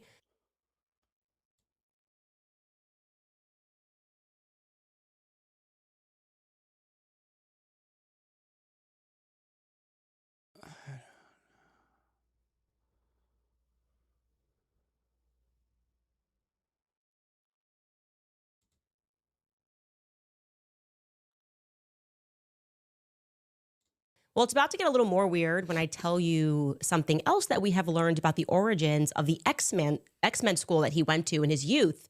I probably should have named the thumbnail X-Men Origins. Missed opportunity. Also, we have, and they are. Yeah, that was what was wrong with that. No, you nailed it. Yeah, that was the problem with her theory. Oh yeah, we talked about this. We briefly went over this. I'm not surprised if people don't remember it from the train. We talked about Camington Bear. Credulity to a leak from Candace Owens. She was calling Charlie a time traveler a week ago. Yeah, no, her. So people have been, from the stunned silence and the reactions in the chat, I am going to infer that people missed this. But she has been just asking questions to continue mining Charlie Kirk's death for revenue, very obviously, after Erika Kirk and her apparently talked and she said she wouldn't.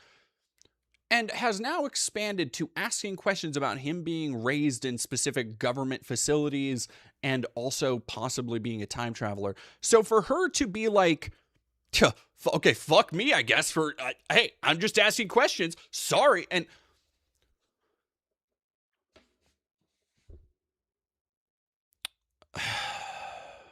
continue, Candace, please. Seemingly very upset that we are going to share with you this conference call that I promised you. Erika, installed as the new CEO and chairman, she headed up this conference call about 12 days after Charlie was assassinated, just after the memorial event.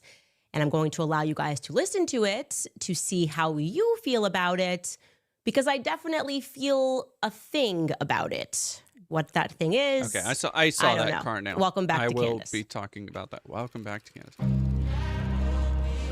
right, let's actually get to the That was his queen consort. and hand her a kingdom.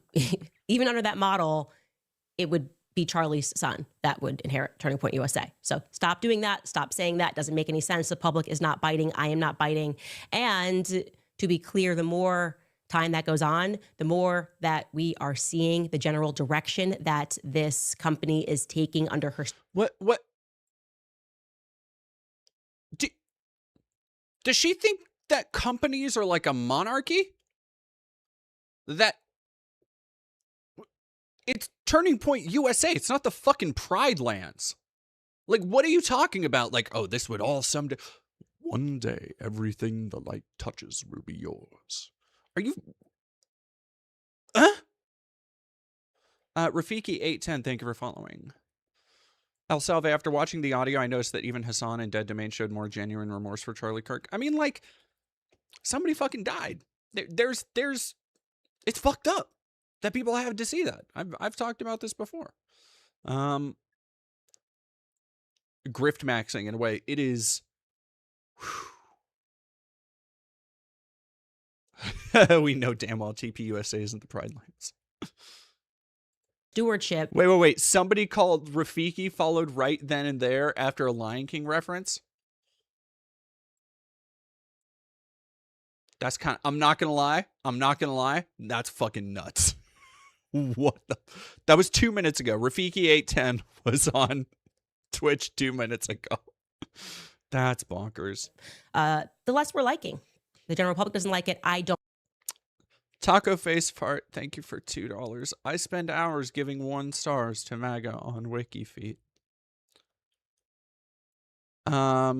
Thank you for your service? Question mark.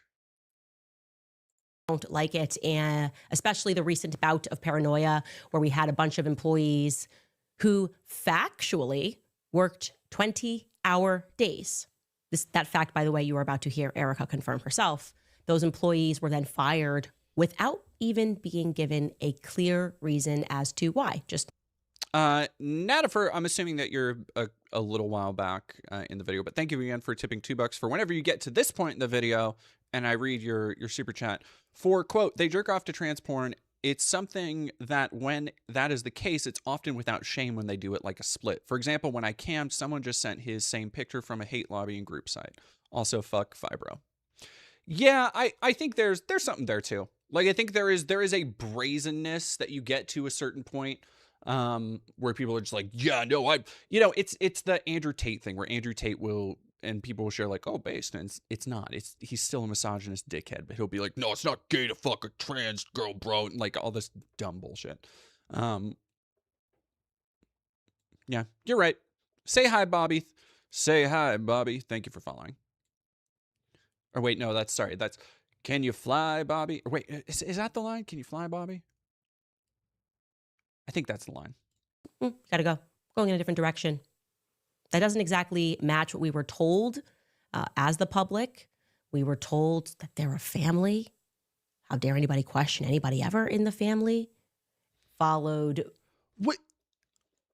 The thing that is so fucking brain frying about Candace Owens is that she has really been spiraling out into her own conspiracy theory in like an isolated little bubble now, where everything she does and says is shown and seen by millions of people, yet she doesn't seem to have any other social circles she's running in. So it's just this bizarre, like, Uzumaki Ouroboros of a spiral all the fucking way down. And you hear her talk like this sometimes and you're like, what do you mean you're not allowed to question somebody's family? Like, oh, that's just the narrative they want you to believe, is that he had a wife and a child and you're not allowed to question that. It's like, that's just a fact. What the fuck are you talking about? What? Immediately, almost seemingly in the new year, by get out. We're just moving in a different direction. Knock, knock, we're at your door. You fired, and you better hand me your. B. Parker, the one quote about a Bobby I know, that boy ain't right. Yeah, different Bobby though. Different Bobby.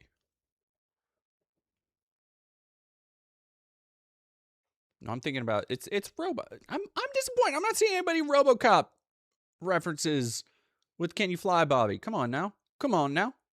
Computer or else. That We just boy want to ain't know what right. happened here. Anyway, being Back 1996. Thank you for $5. You've heard of outsider artistry. This is outsider conspiracy. You know what? If she's out to pasture like Kanye, I think so. Kanye is somebody that, and I talked about this in the video I did on him last year, on his breakdown and the Heil Hitler thing, where I did a artistic review of that song and everything.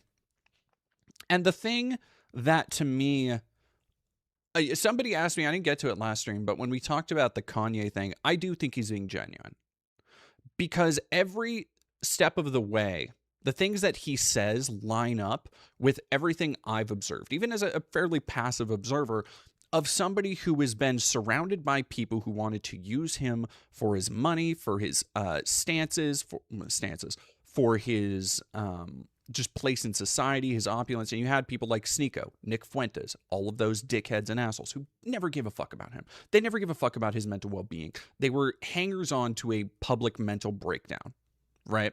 And I'm saying that. And I've said that.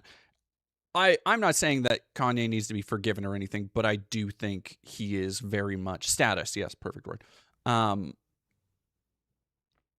I don't think that people need to rush out to defend him, because he still said that shit. He still did that shit for sure. But I think he is somebody who is also genuinely mentally ill in a way that is not like Candace Owens.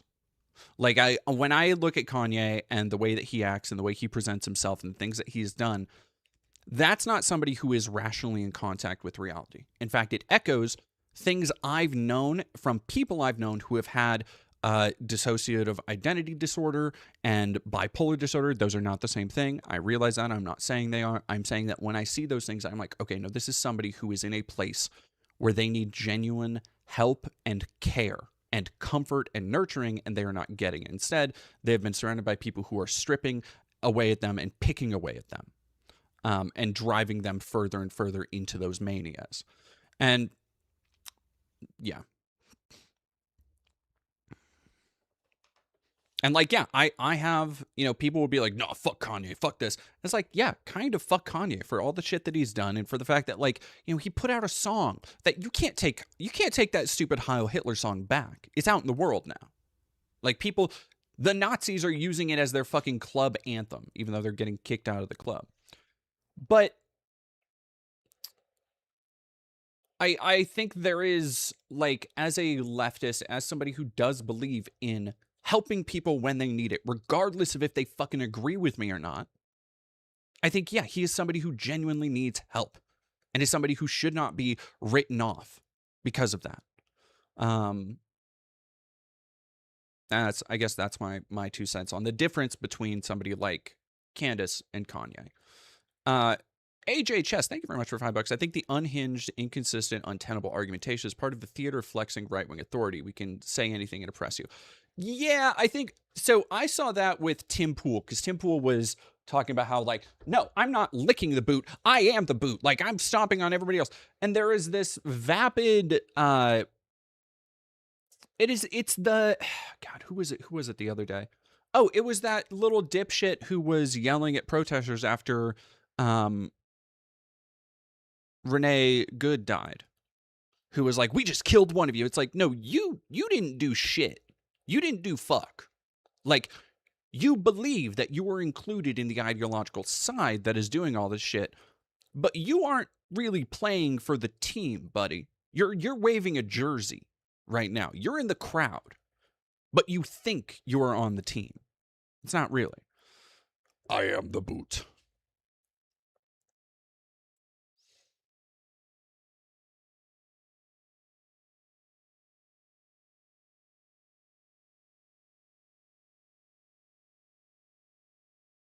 Well, and Clavicular, B. Parker 1740. Clavicular is another person who I think, I don't know. Honestly, I hope for all of these people that they're able to go through, with the exception of people like Nick Fuentes, who I literally don't think is capable of that kind of reflection. Nick Fuentes' recent Nick Fuentes is getting sad real fucking fast. Like between how poorly he's aging, the fact that he's still trying to do this like club kid thing as he's pushing 30, um, the fact that he's out here with all these other losers who will throw him under the bus at the slightest like gesture, and the fact that both him and Myron Gaines are doing this like, no, Epstein is actually based thing. It's like, what are you doing, dude? It's fucking embarrassing. Pack it up, dog. Um, Clavicular is somebody who I think is still young enough to hopefully at some point turn a corner. Like we talked about a little bit ago, Kai Cenat, Nick is like 27 or something. He's pushing 30. He looks older than me though. No, Dante Namikaze. I felt like I blinked and Nick aged like 8 years. He's getting puffy is the thing. He's hitting that ratio you get as a usually cis white straight man when you don't exercise a lot, when you've had a body that you haven't had to exercise a lot, when you go through high school and you go through college and you don't eat terribly but you don't eat good, you don't exercise too much but you go on walks, like you're kind of in the middle. But as you get older, that stops being enough to keep you in good shape, and you have to actually become a lot more proactive. And if you don't, you start getting puffy. You turn into like a Tucker Carlson, and he's entering his Carlson cocoon era. He's looking rough. Well, no, Sevor, I don't mean pudgy, because he's not. It's not a matter of being like overweight. It is a matter of how your body is distributing that, and then also things from your diet tie into it. So it's like you get into those things where it's like you can have people who are chubby but who are also really fit. Like I know a lot of models and cosplayers who are like thick and they have weight on them. They don't have a low body fat, but their fat is distributed in such a way because they still exercise, right? And it's this kind of like the combination you get, particularly because of things like testosterone and male metabolism and how it slows down. The things that you get in your late 20s usually is a combination of people who have been in college, who have been drinking for years, who have been doing pot for years, who have been, not exercising, been eating a lot of junk food, and your metabolism gets all fucked up in that. Samoa Joe is another great example. And it just like, it creates a specific look that is not just, oh, somebody's big. Because you can be big and fit. That's it. And everybody should exercise. Like I need to exercise more. It's genuinely been killing me a little bit. I haven't been able to go on my runs. And I know ladies been so bummed about it. My poor baby. Because it's been too cold. Manny Spinoza, thank you for $4.99. Candace Owens to try to get Kanye to buy her husband failed social media site. I forgot the name of it. I fucking forgot about that. The dad effect. Yeah. And by the way, I'm not talking about people like, oh, like you're unattractive if you get puffy or pudgy or bigger or anything. Like that's not true at all. Like there are people who are chubby, who are pudgy, who are puffy, who are attractive. The difference between somebody like them and Tucker Carlson or Nick Fuentes is that makes it more unseemly is that they try and hold on to this idea of who they were when they got popular. You see this with Tucker, where he's an old guy now. He's an older man, and he's still dyeing his hair and swooping it off to the side in this fucking like 80s Boy Scout cut. Like at a certain point it becomes weird. It's just like age gracefully. You can do that. You can age gracefully. And it becomes this weird inversion of like female beauty standards where I don't know. It's bizarre.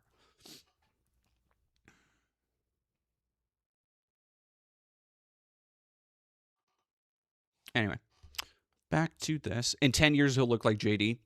Yeah, JD is probably another one. Although so the other thing is that politicians, especially when they're in that big spotlight, unless they are incredibly like balanced in their fitness, I think the stress of the job also does a lot of damage. Like the stress of having to, oh, hey, oh my God. Ryson, I did not hear about that. Oh my fucking god.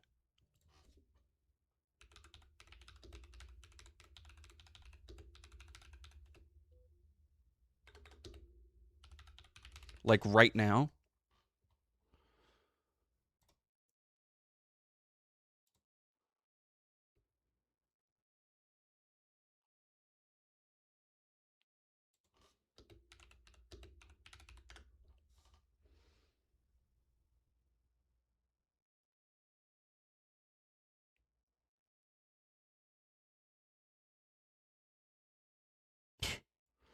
ACLU, that's not going to do a lot of fucking good.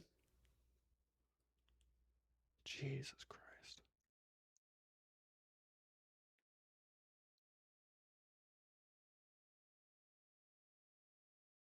Check Twitter. Yeah, let me look real quick.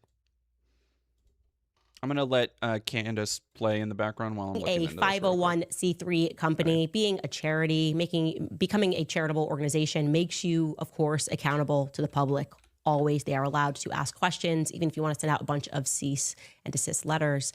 And thanks to this recent string of misguided firings, that's putting it mildly, we did happen to get our hands on an audio recording of a corporate-wide Zoom call, which took place pretty immediately following Charlie's memorial. Okay. Right now is what I heard, but this is secondhand info from an anonymous tip, so I don't know if it's real.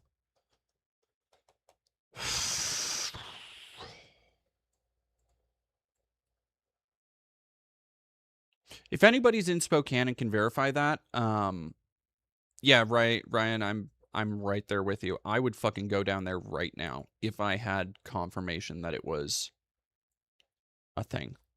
Elena Barker, thank you for subbing. Otto Curie, thank you for following.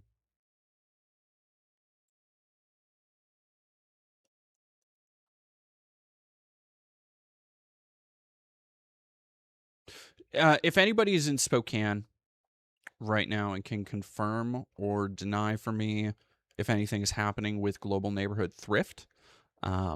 Global Neighborhood Thrift is one of the best thrift stores in Spokane that also hires and gives jobs to a ton of immigrants who are here, usually on either work visas or asylum seekers. So if you can find if there is an ICE raid happening at Global Neighborhood Thrift during a party, I will fucking go and grab an Uber and be there right now. A friend last night might head down. I'll let you know if you know anything. All right, yes, please keep me posted because I'll ask actual Jake to go on another time and I'll fucking head down there and film. Like it is, here's the thing, it is such a small event that I don't think if it's happening right now, it's not going to pop up on KHQ or anything because local media isn't going to be on top of that shit. But that means I have a chance to be, and I have a chance to show that shit. All right, keep me posted. Tony Two Cuts, thank you for following. So for clarity, this call took place on Monday, September 22nd. So this is 11 days, less than 2 weeks after her husband was publicly assassinated in front of the entire world. It's important to remember that. It's also less than 48 hours, about 48 hours after his private Catholic funeral mass, which the public was not privy to. But top paying donors were. That's also odd. We'll save that for another day. I just think that you should know that. I want to plug that into our master timeline, which I know I keep promising you I'm going to publish. I will. So we know on September 10th, Charlie. This is okay, chat. When I first started streaming and I was digging into a lot of things I didn't know a whole lot about, I came across a number of people who I didn't want to keep talking about because I think people would suggest me things. They're like, oh, look at this crazy person or look at this lol cow or anything. And there's a lot of stuff that I'm like, you know what, this is somebody who's obviously like they have other stuff going on, or like I don't want to just poke fun at people for the sake of doing that. I don't think that's fun or interesting, or I think it's cruel. And I'm being so genuine when I say Candace Owens' cadence right now the way that she is just kind of rambling and talking about all this stuff reminds me so much of, that's who this is reminding me of. August Turk 85, thank you for following. And Duke of Bread, thank you for subscribing. Is assassinated. This is the bottom of the timeline. On the 18th, this, by the way, strikes me as odd in the retrospect that she describes suddenly being forced into the single mother position as the quote unquote least traumatizing thing. Becoming a single mother suddenly, 8 days later, she describes it as the least traumatizing thing. Again, that's an exact quotation. I'll read it. You can see it. They're going into this, they're speaking about Trump's energy and his tone toward her on phone calls. And it reads, quote from her, "The president's tone," she said, "was soft and embracing." This is fucking bizarre. Like,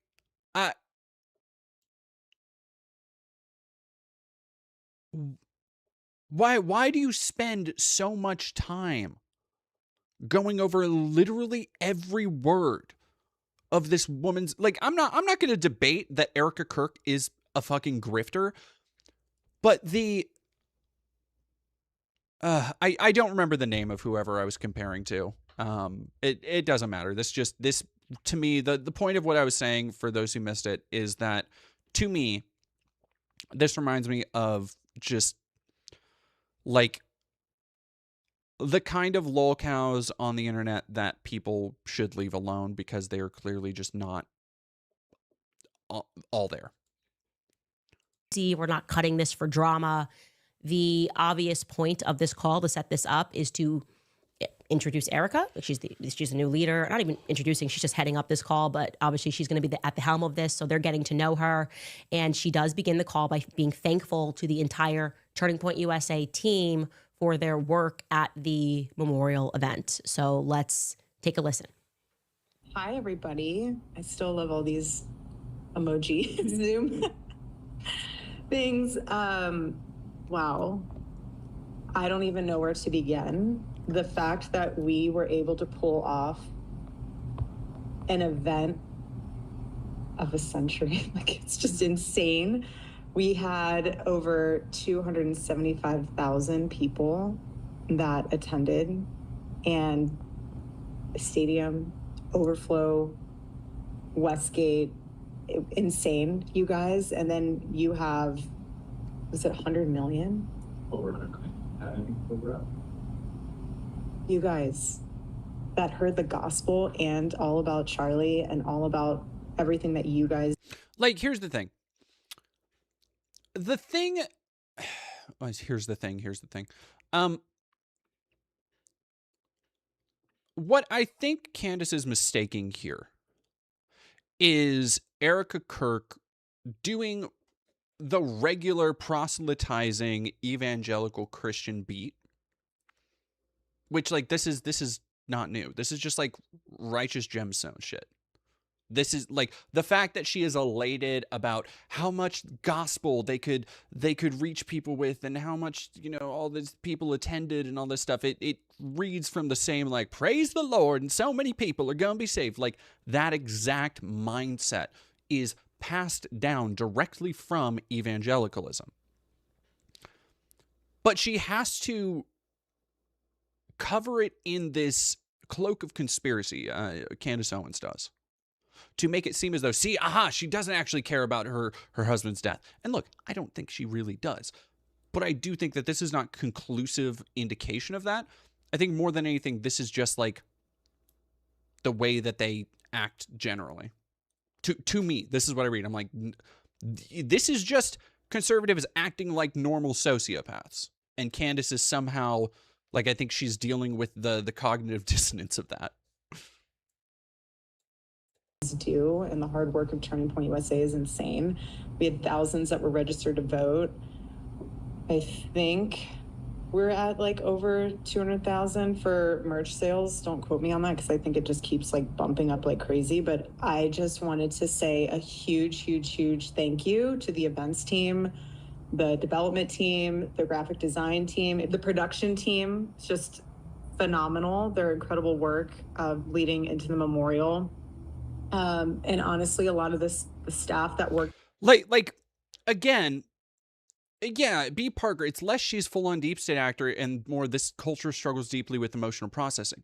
Yeah, I think, like,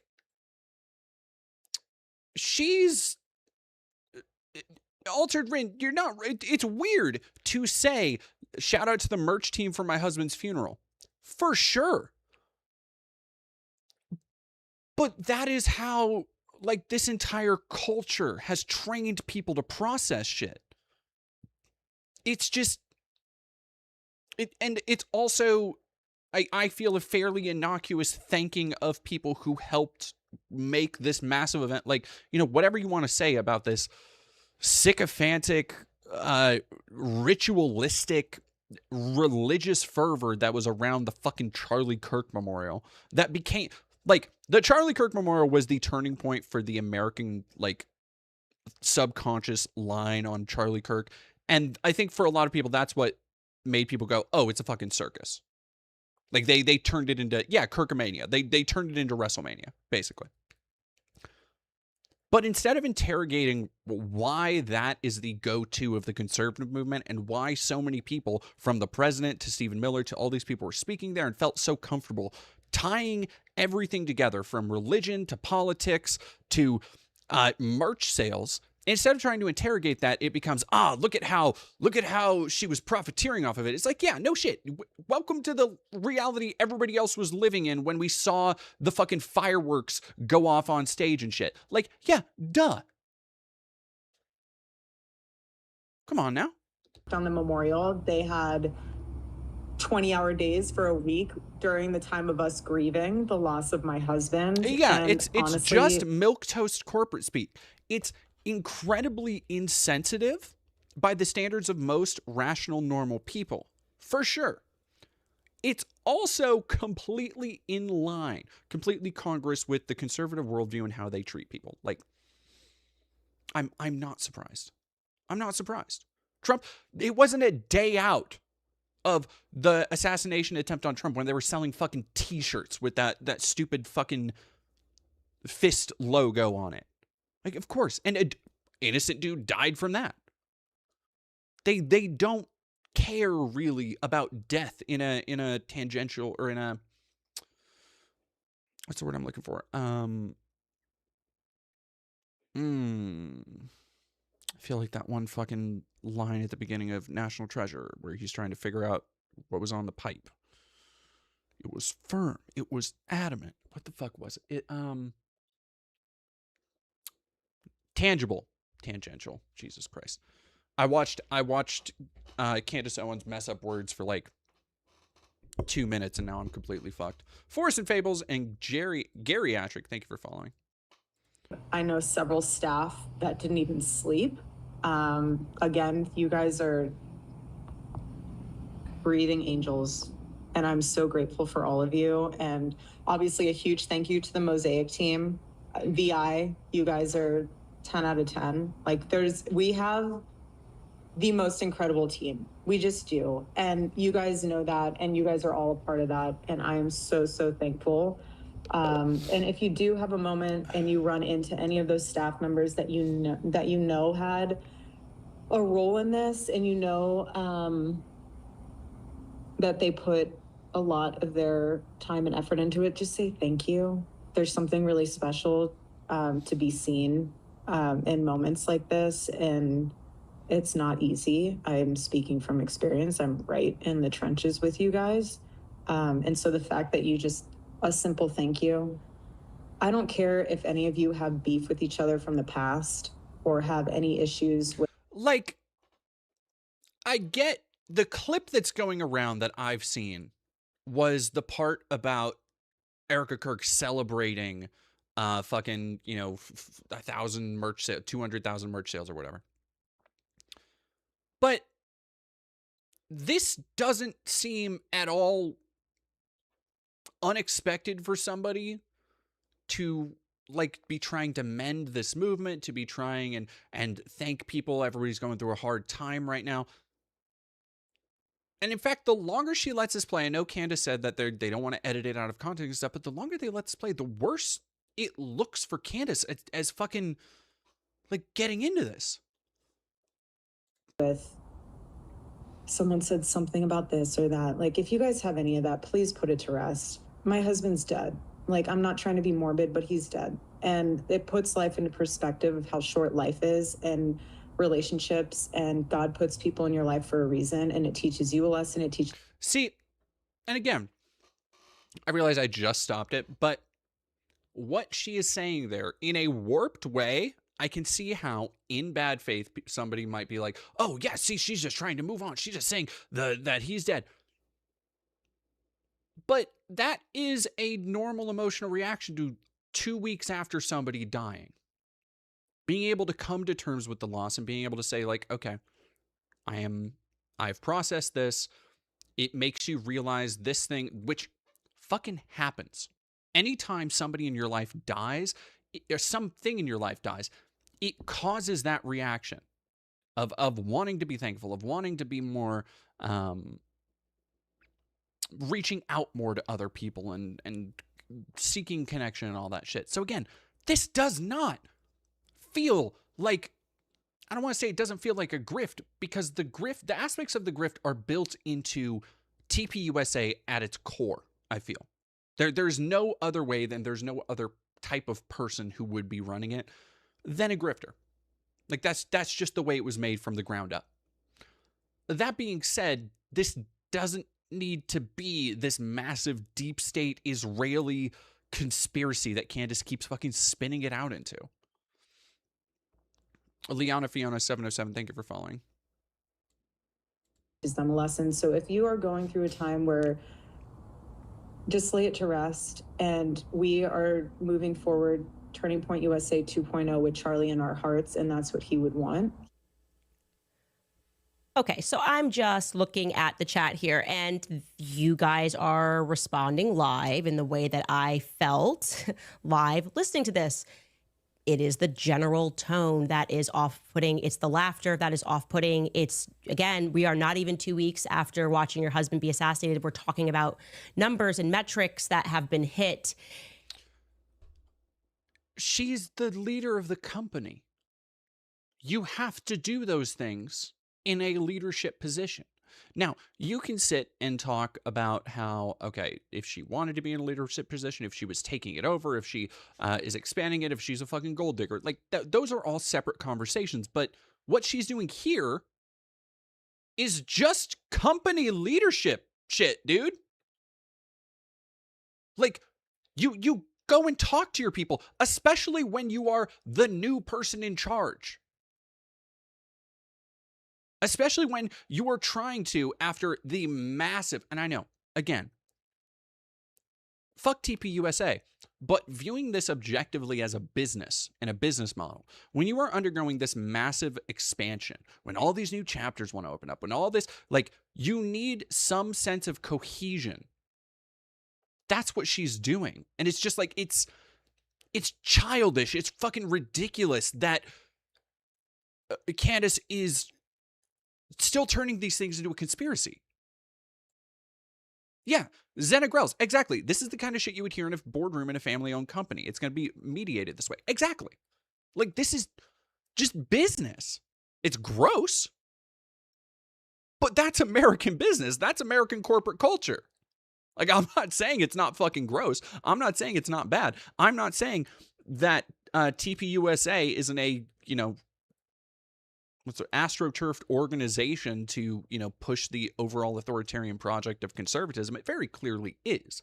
Erika Kirk is very clearly an opportunist. I do think she's been putting on an affect. I do think she's been playing it all up. But you can't put on an act 100% of the time. And the thing I think that is so disingenuous, not even disingenuous, because I think Candace actually believes it. The thing that is so dangerous about this is the idea that literally every action she's taken is pointing to some deeper conspiracy. And that's just not the fucking case. and my husband's dead, not to be morbid. That is a sentence that and this was not my husband, and I had no sort of the type of relationship that she had with him, that I was able to utter. Least of all, I mean, that's moving pretty quickly to the acceptance phase. Yeah. I mean, again, I feel like you kind of, you have to. Like, huh? Like, so the thing that is very annoying here, and TrickyBot, thank you, TrickyBot00, thank you for becoming a member. The thing that's very annoying here is that if it was inverted, if Erika Kirk went into hiding, she took time hiding. If she took time to grieve, if she, completely backed away from her responsibility from TPUSA, if she only did half of the morning talk show appearances and didn't come out on stage with fucking fireworks and shit, if she didn't do that stuff, I can still guarantee Candace Owens would have some kind of narrative of how that ties into this weird, this plane from Egypt that took off nearby, or, whatever. Like, I don't find any of this particularly convincing. I don't think she does either. I think she just needs to keep pulling at these strings to see if eventually one of them ties into something. Now, we know everybody grieves differently. In my imagination, I just thought she would be... Well, we've already established that your imagination is stultifyingly limited, Candace, so not only does that not mean much to anybody, I imagine, but also, you were just talking about him being sent to an X-Men school and being a time traveler, so, like, maybe we don't go with Candace's imagination on this one. Maybe we put the imagination on the shelf and just go with, like, facts and what we can verify for a little bit. I think everybody would be much happier there. More upset. And I want to be clear, the overall mood of this call is extraordinarily upbeat. It's extraordinarily happy. But of course, as the CEO and chairman, she does have to address the elephant in the room, the morbid elephant in the room, if you will, because it's an obligation. You're the new CEO. The employees are working 20-hour days, but also their founder, Charlie, was publicly assassinated less than 2 weeks ago. You got to address that. And you're going to hear her address that by recapping to them that throughout these long working days, the employees were provided with ample resources while they were working. Take a listen. I'm just grateful that while things were still in motion and moving around, that we had our leadership teams provide for you counselors, pastors. I heard there were therapy dogs. Slightly jealous that I didn't get to have any moment with a therapy dog.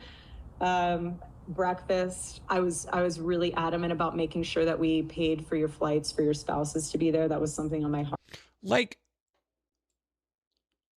again, say what you want about Erika Kirk, but trying to frame her, and again, say whatever you want about TPUSA and the ideological mission thereof, but trying to frame giving resources, giving trauma resources, counseling, therapy animals, food to all of the workers who made this event possible, trying to frame that as some gotcha, it's hard to think of Candace Owens like reaching a new low after the shit she's pulled, but this is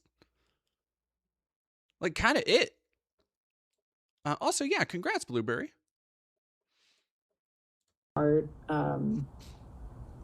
You don't want to grieve alone. No one's supposed to grieve alone. It's not healthy. But I just think it's a beautiful honor that all of these benefits were made for the community to grieve and remember Charlie. And I really hope you took advantage of those in a healthy way when they were provided, because it's meant to be for everyone, for healing. Grief comes in waves. you know, some days are going to be tougher than others, but, you know, take it as it comes. And that's why you have your Turning Point family, and just lean on them and lean on. Well, it doesn't to me. So Johnny Viral saying, I'm surprised TPUSA did that for their employees. One of the reasons why I was so pragmatic in talking about the Charlie Kirk assassination, especially initially, was because people see a vocal contingent of the online right, and they see this rabid, vociferous, vitriolic agenda to subjugate through cruelty and open violence, right? We talked about Matt Walsh. We've talked about Nick Fuentes. We've talked about all these people who really, they have no consistency aside from hurting others and putting forward their version of the world. But for so many people in their audiences, they are not that. Especially when it comes to large organizations like the Daily Wire or TPUSA, what you have are people who they don't see their worldview in those terms. And not even in terms of like, oh, yes, I want to hurt my ideological enemies, but in terms of the things that they think people like Charlie Kirk are arguing for are objectively good. And they see themselves as objectively good. They see themselves as aligning with truth and decency and all of this other stuff. And you can pick apart and psychoanalyze all of these things and how they play into one another. But at the end of the day, the thing I think more people, especially on the left, need to understand is that there are good people who believe bad things. There are people who grieved Charlie Kirk genuinely because from the framework that they've been raised in, from the way they've been conditioned to see society, they lost somebody that was a real dear person to them. And we can sit and laugh that, like, yeah, fucking Charlie Kirk of all fucking people, seriously. But at the end of the day, these people, there's an education that needs to happen there, but there's also an empathy and a understanding of why they go about their lives this way and why they think supporting these things is good, is because they aren't seeing, in a lot of ways, they aren't seeing the negative effects. A lot of that has to do with propaganda that is pushed out by places like TPUSA. It is designed this way. These massive conglomerates and these massive like conservative powerhouses and think tanks and stuff, they disseminate information in a way to not make you think or not make you see the negative aspects of who these things are hurting, the truth behind their narratives. And it's easy as somebody outside of that apparatus to armchair examine and look at it and be like, oh, well, this is dumb. And like, it's easy to do that. But from the inside, for so many of these people, they grow up in a world that is isolated from things that will disprove them. They're isolated from seeing how people go through life and can be hurt by the system that they think is promoting equality and allows you to chase the American dream and all this other, neoconservative bullshit. They go through life not seeing until something happens, until they come into contact with a black person, until they come into contact with a queer person, with a person of color, an immigrant, that disproves those narratives. And this is why I constantly emphasize connection and understanding with people, is because you never know how not buying into a narrative about being a crazy, unhinged leftist, how not playing into their idea of what they already think of you can change somebody's mind, how it can fracture that armor they have been given, handed down to reinforce these narratives. And so I'm not surprised, because there are still people at TPUSA, and this is going to suck for a lot of people to hear. There are still people there who I would call good people. There are people who you would never know they cried over Charlie Kirk, that Charlie Kirk was an important thinker and like figure to them, which is laughable and ridiculous on its face. That's true. But you could sit down with, I guarantee, a majority of these people. You could sit down, have a beer at a bar, talk about life, and never know all of this other bullshit. Because on their side even, and sometimes on our side, It is used to keep us away from that kind of connection and understanding.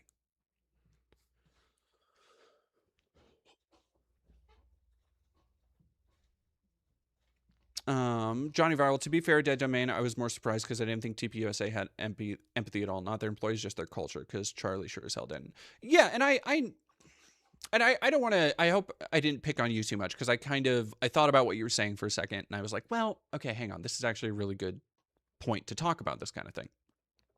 Because I think it is an important conversation to have, is like, yeah, we shouldn't just want to fucking, jail everybody who works at TPUSA. It's one of these, the thing that, like, moving forward is that there, I talked about it last time on stream and I put out a tweet about it, but like the guiding principle for when we get to a point where how we're going to deal with ICE agents, how we're going to deal with people responsible for the horrors that we're seeing right now, people like Stephen Miller, people like Christy Nome, people like fucking Greg Bovino and Tom Homan, and all these other assholes. We cannot rely on vengeance. We cannot rely on retribution. We have to rely on justice. And that it takes a lot to get down to that. But what is just in a penalizing system? And I think we have to come to terms with the idea of, and I talked about this last time, if somebody is not able to find their humanity, then they do not deserve to be treated with it. If they cannot equitably contribute to society, they do not deserve to take part in it. It's very simple. And, between that, using that as a guiding principle, like there's a lot of other conversations to have from the top down. But that's kind of where I'm at with this. Is like somebody like Candace Owens, I don't think he's a good person. Do I think there are good people in Candace Owens' audience? Yeah. And you could say the same for almost any conservative. Except for, people like Nick Fuentes.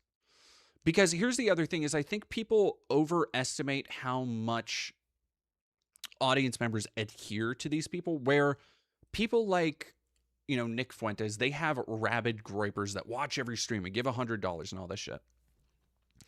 But people like Ben Shapiro, Tucker Carlson, Bill O'Reilly, Charlie Kirk, they have people who are more fair weather fans. They will listen to their podcast on the way to work.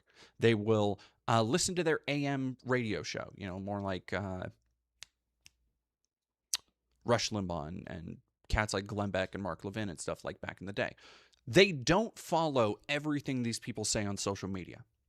They get what is often the most refined, polished, even family-friendly version of these talking points, of these narratives. And sometimes they go down deeper rabbit holes. But for a lot of people, their consumption of these ideas is entirely passive. They don't look any further into it.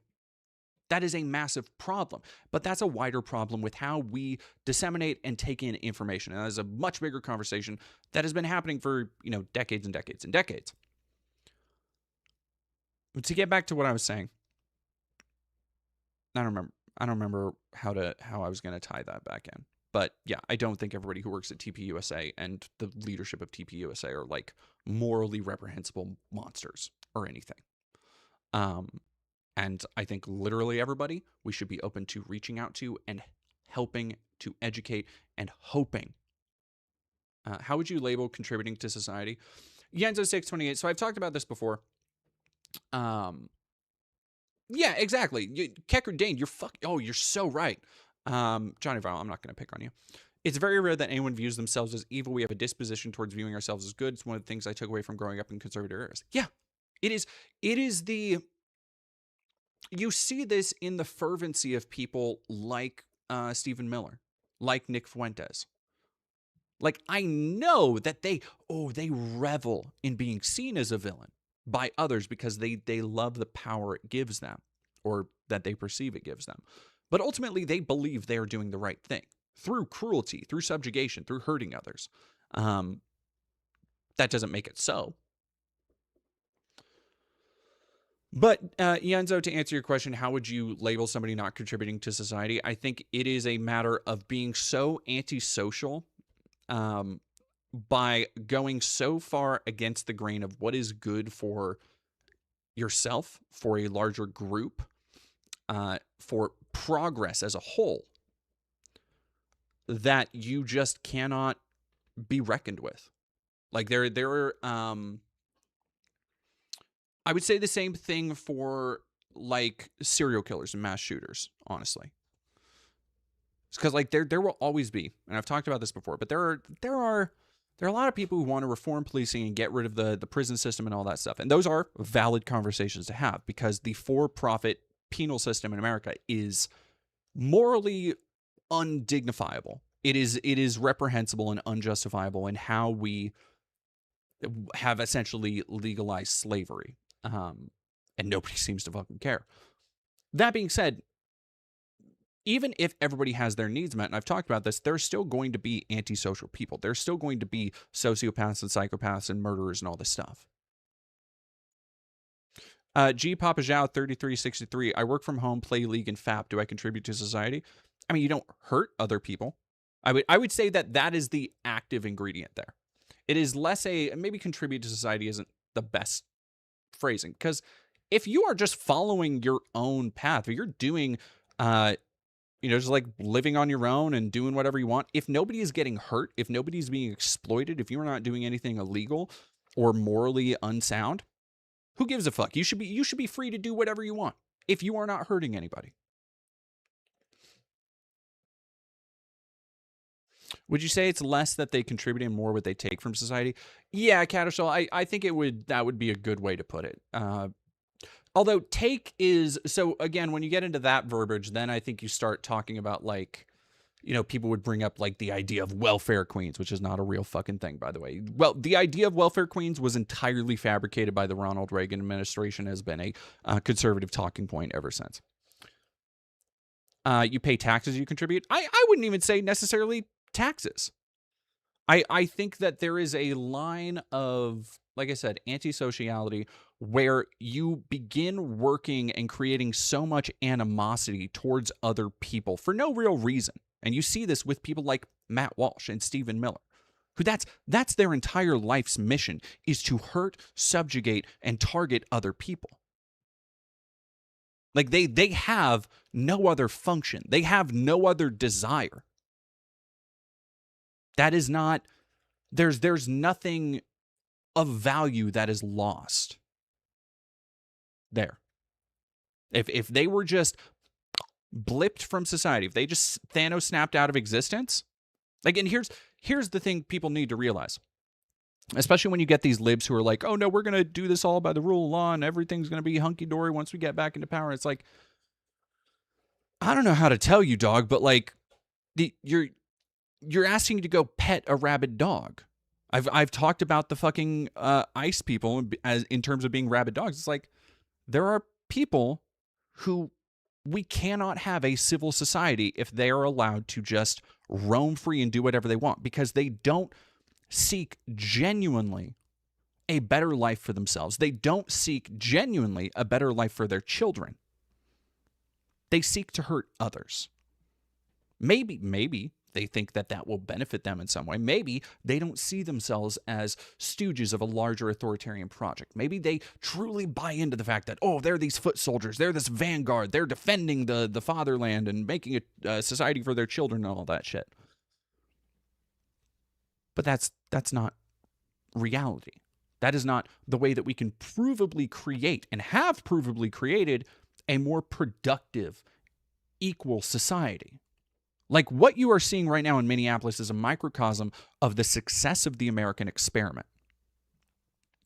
Where you have, I just saw a video the other day of an Indian restaurant owner who is shut down currently. And this echoes exactly the same thing I saw in LA, where a Hispanic restaurant owner brought, and I interviewed them. You can go watch the LA video for the interview. I interviewed them because they dropped off hundreds of dollars worth of fresh chicken for, because they ran a chicken joint, fresh chicken for protesters. And one of the things I saw the other day, Tortuga Neve, in Minneapolis, an Indian restaurant owner standing outside in fucking minus 10 degrees, handing out samosas to the crowd. Like, when you have such a vast diversity of opinions, backgrounds, ethnicity, ages, thought, political beliefs, uniting around community and a concept. As much as conservatives, I know it's pissing them off so much. It's pissing them off because they have to keep justifying it as, well, they're paid Antifa agitators and they're paid by somebody who's paying for all this. It's like, yeah, from their fucking checking account. Because it pisses them off so much that everything they believe is being proven wrong in real time. That, yes, diversity is a strength. That, yes, all of these people can coexist and get together and get along together. That, yes, all of these different groups, including Somalis and Latinos and black people and white people from all different neighborhoods, what we're seeing in Minneapolis is that they can all get together and make it fucking work and provide a united front and support one another.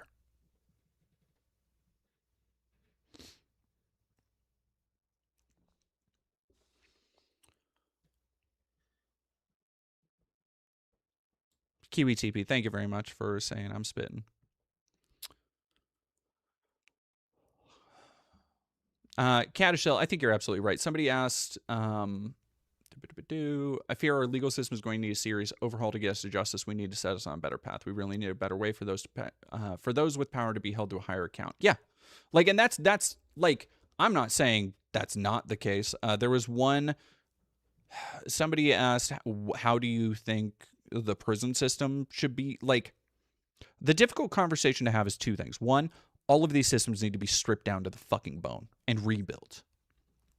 And that's going to be difficult because of the entrenched power of those systems, but also because now we're in a system that has deeply tethered corporate interests with roots inside of everything from the surveillance state apparatus to private prisons to military contracting, all of which is interlinked with one another.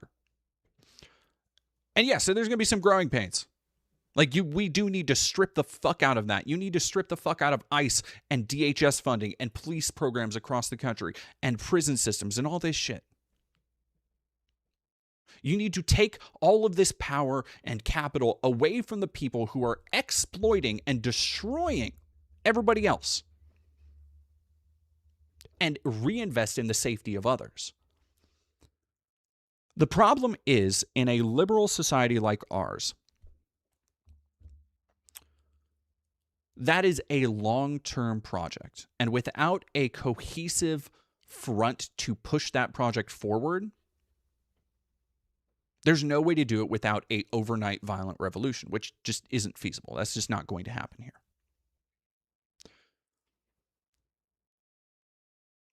The worrying part is that say we get somebody like Mamdani, somebody who can actually get shit done in office after Trump.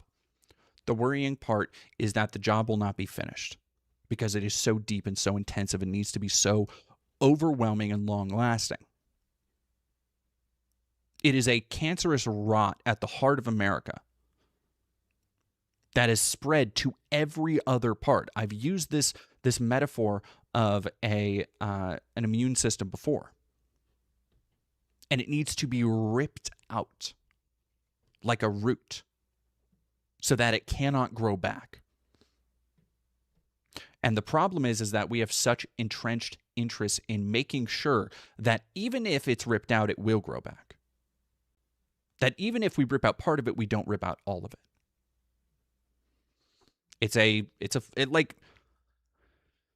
I don't blame people for being doomer about the potential of the future, a leftist future in America, because it's a fucking Sisyphean task. It is. But that doesn't mean it's impossible. And the thing that I want so many people, if you ever need a little bit of hopium, go look at Zohran Mamdani and go look at the mayor's office of New York. Seems every fucking day. If he's not passing something, he's talking to somebody. If he's not talking to somebody, he's working on something. What is happening in New York is proof positive that when a politician wants to get something done, they can. And additionally, that the populist side of the left is going to have its fucking day. That people are done listening to feckless liberals talk about the status quo and work in favor of it while everybody else gets ignored. Even and people want to talk about, Rezi or Renji. People want to talk about like how performative he's been, or the New York Post and all these conservative outlets are talking about, oh yeah, look at him out here in his custom Carhartt jacket. It's like, okay. Do you see people like Trump doing any of that shit? Yeah, when they're not on a campaign trail, do you see Trump jumping behind the fry register? No, you don't. Do you see people like Pete Hegseth really going out there and doing all this stuff when it's not a fucking photo op? No, you don't. What that creates in the mind is so powerful for the American consciousness, because we have, through decades of things like political dynasties, whether that's the Clintons, the Trumps, the Bushes, the Reagans, the fucking, the Kennedys, of course. We have created this idea that is so antithetical to the original idea of elected democracy, of a democratic republic that the founders envisioned. And instead, it has created this additional class, a caste system where elected officials are seen as this class that is above reproach, at least to themselves. And what Mamdani illustrates for everybody is that that is not the case, nor should it be. We should expect what Mamdani is doing from everybody we elect. We should expect our congresspeople to be able to make appointments with their constituents, not just lobbying groups, not just $100 million donors. And the fact that Mamdani is so visibly approaching this undertaking and knocking it out of the fucking park shows us that this is possible. That there is an accountability in elected democracy to be had. It is within our grasp. We have to demand it. Yeah, no, Sadako plays. Even a substantial amount of Democrat politicians don't do the type of shit Mamdani is doing right now. The campaign ad where Mamdani talked about trans history in New York now as impacting decisions he was making gave me so much fucking hopium. That type of thing should be minimum default. Exactly. No, exactly. Fighting Hobbit. The entire point of an elected democracy is that anyone can hold office. It's not about money. It's about who has the best ideas. It should be a meritocracy. And that the annoying part is that Trump has managed to. That was part of the faux populism that Trump really used to. No, grift is a good word. Get into power, because one of the first things we heard in the 2016 election was, of course, that like, oh, Trump, he's a Washington outsider. He's not a career politician. But no, it very quickly became clear that he's working with the same deck of cards everybody else is. Self-interest. Like that, at the end of the day, self-interest. People want to know, like, well, why didn't he drain the swamp? That's why. Well, now he's draining the swamp. No, he's surrounding himself with other people who are self-interested, who aren't working for him. They're working for themselves. You see that with Pete Hegseth, with Kash Patel. We talked about it last stream. Sorry, I need to go refill my water because I've been talking for so long. I will be right back.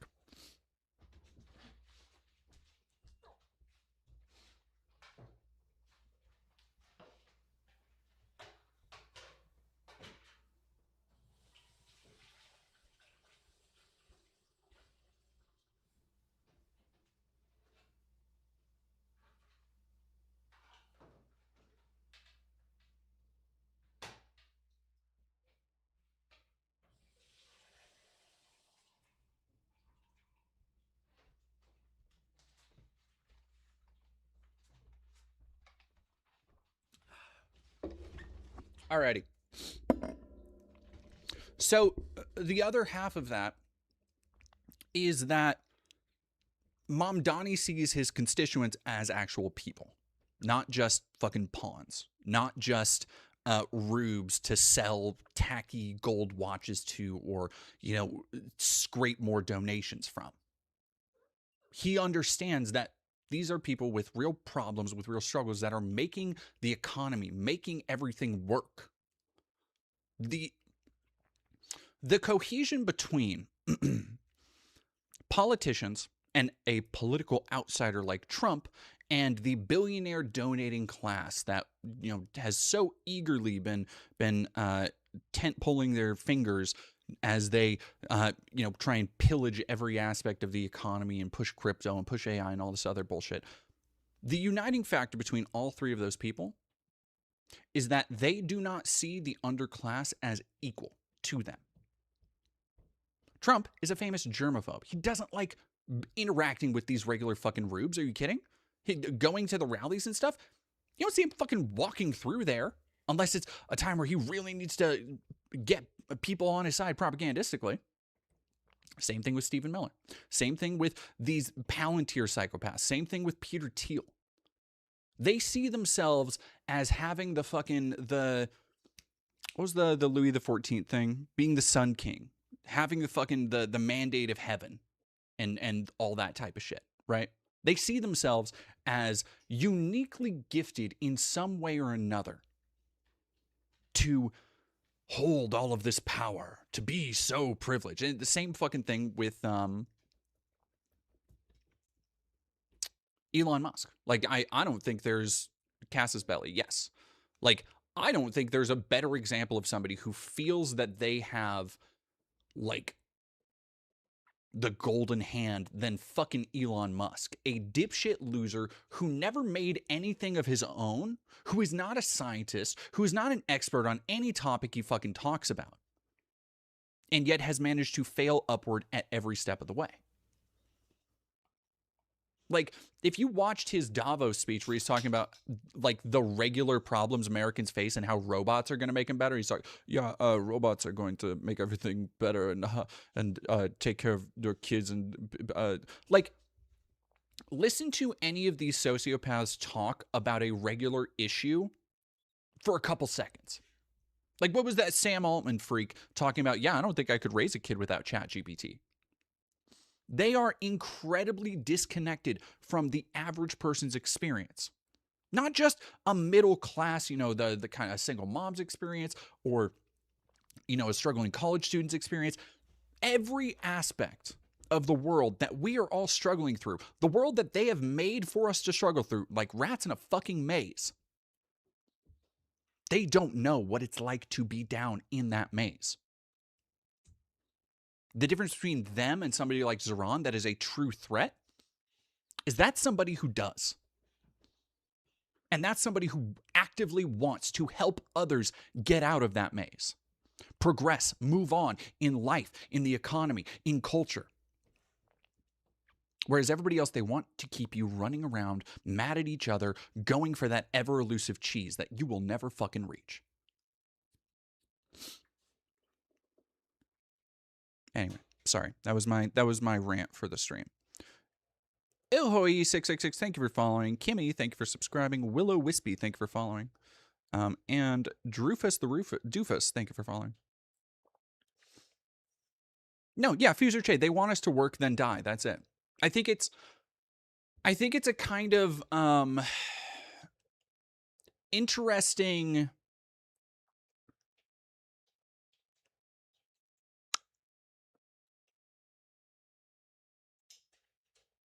I think it's kind of interesting observation to look at how social media, in a lot of ways, social media has been terrible, just like for humanity. But in some ways, it has been a great equalizer for having the elites understand what everybody else thinks of them. You know, back in the day, when people didn't have Twitter, rich fat cats didn't have access to a device where people told them, hey, fucking end it all. You would be more useless as a corpse, or more useful as a corpse. Like, people didn't have seeing millions of people be like, hey, let's go, Luigi. Hey, let's go, Charlie. We are Charlie Kirk. Aha. Like, these sentiments weren't expressed in such a massive way, where I think that's part of why they have to delineate such broad swaths of people as being terrorists and extremists and all this shit. Because if they didn't, they would have to accept, which I think a lot of people do. I think people like Elon Musk do accept, and I think people like Trump are having a harder time avoiding that they are widely fucking hated for who they are, but also what they represent to the average person. Like this fucking Melania movie. Ooh, Mm. Okay, awesome. Ryan, that is so good to hear. Thank you for letting me know. Apparently the global neighborhood thing was a false alarm. Oh, that would be so fucking heartbreaking. Every time I go there, just the most wonderful people there. What was I saying? I forgot. Oh, the Melania thing. Yeah, it's like Melania is a film that is just a vanity project for somebody who's done nothing to earn it. Really. Like, she is not this fashion maven. She is not this, like, trendsetter. Like a lot of people, made Jackie O out to be. Like, that's very obviously the I think parallel she's trying to evoke. Or maybe a Nancy Reagan type, but she hasn't, like, she definitely tried in the first admin to have she tried to one up Michelle Obama, because Michelle Obama spearheaded a national campaign to try and get kids to eat better at school lunches. And Melania had that fucking be best thing that fell flat on its fucking face. And like, but other than that, she hasn't fucking done anything. She might as, like, you could just, I was talking to my partner about this. You could just basically have a mannequin on set and nobody would know the difference, as she just, every word out of her mouth sounds like she's mumbling through marbles. And anyway, I'm very excited for the Melania film, because I don't know if you saw, but I posted on Twitter. Gosh, let me see if I can find it really quick.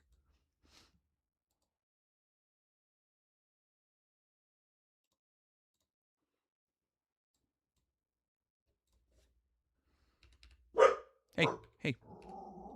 Yeah, there we go. Ghost Dunk, thank you for resubscribing. You aren't verified yet. Fuck you. I won't get verified.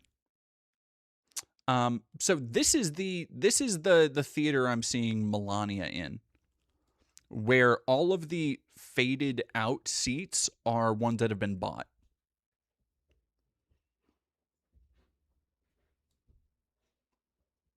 Which I'm looking forward to.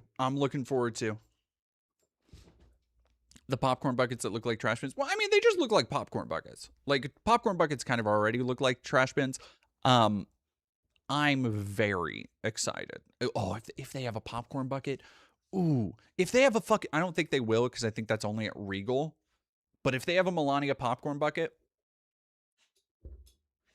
I'm going, ooh, I can't wait. That's going to be, because I've been literally for weeks now, I've been like, I need to get a trash bin for my desk area. Just like put it right here. Why are you giving them money? I mean, I have chat. Maybe you haven't heard about this, but the best deal right now in the world of subscriptions is AMC Stubs, where you can go see up to 4 free movies every week for a ridiculously low price, and that includes 3D, Dolby, and IMAX.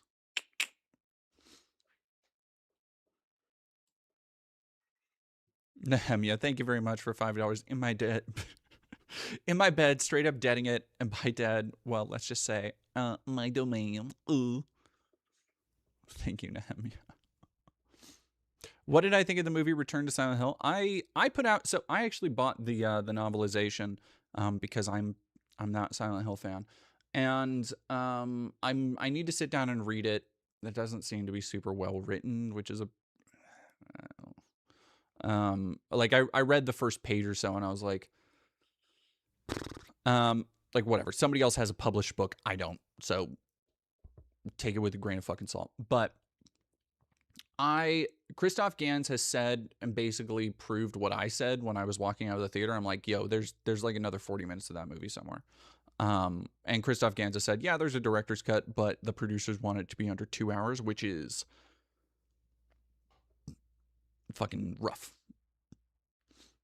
Digital mortality. Why waste it on the Melania movie of all of this? Because I need to. I'm doing it for y'all. I'm doing it for content. I also saw that dog shit Amazon movie. I liked Return to Silent Hill quite a bit. I thought it was a really fun reinvention of a game that I've played through so many times and I know so well. So I didn't need to see that story told again. I liked some of the stuff I understand why people have problems with it. Definitely do. I liked some of the stuff they did, and I like the fact that it was really more Mary's story, which is the first time I've seen an adaptation of the original do that. Like really try and frame so much of it around Mary and her perception of events. And I think that kind of that takes the beautiful interpretive aspect of it, of the original game, and turns it on its head in a really interesting way. And I think it's also very obvious that there are so many influences at play that echo Team Silent's original influences, particularly being like David Lynch. David Lynch's like film school influence. You could have told me this was a fucking, a fan film or something. But yeah, I enjoyed Return to Silent Hill quite a bit. Did I enjoy Silent Hill F? I loved Silent Hill F. I thought it was fucking phenomenal.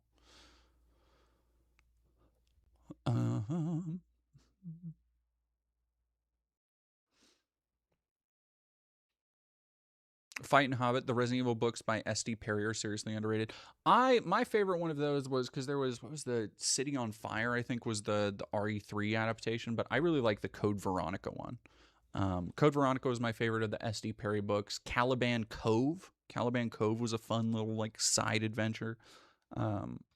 Yeah, those S.D. Perry books were great, and then S.D. Perry also wrote a bunch of the adaptations of Dark Horse Alien paperback novels from the 90s, where they had, so if you don't know the Alien paperback novels from the 90s, the Dark Horse ones, so goddamn good. I think Earth Hive Part 1, 2. No, Earth Hive was the first one. What was the name of that series? Earth Hive? There was a trilogy that, so if you know Alien and Aliens, you'll know that Hicks and Newt, two of the main characters from Alien, spoilers for a film from the late 80s, or I guess 1991. In Alien 3, they're both killed off, right? Earth War, that's what it is. In the books that were made, the characters of Hicks and Newt are basically rewritten as Billy and I forget his name. But I read through those when I was a kid, and I fucking loved them. And then I read through them again for just because I hadn't touched them in years, a couple years back, and I really enjoyed them. There's some good stuff. There's one. God, let me try and look it up now. Sorry, we're going on tangents. Natafer, thank you for $1. Have you seen Infinity Train, particularly season 3? I have not. I have not seen Infinity Train. I've heard great things though.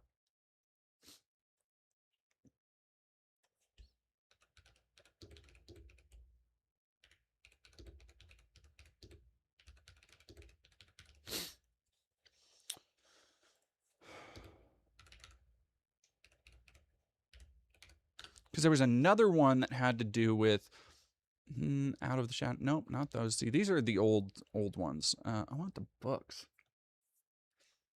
Are they Tor? Here we go. Book series. Thrift books. Send. Yeah, here we go. SD. Hey, look at the SD Perry ones right there. Damn. Oh my gosh. Magic the Gathering. Those books. Jesus. Let me see if I can just find by SD Perry. Can I? Yeah.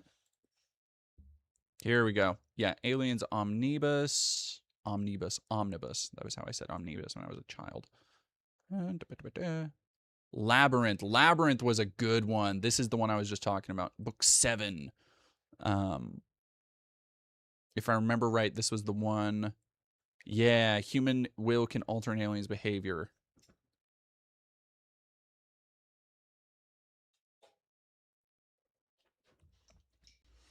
Labyrinth was fun.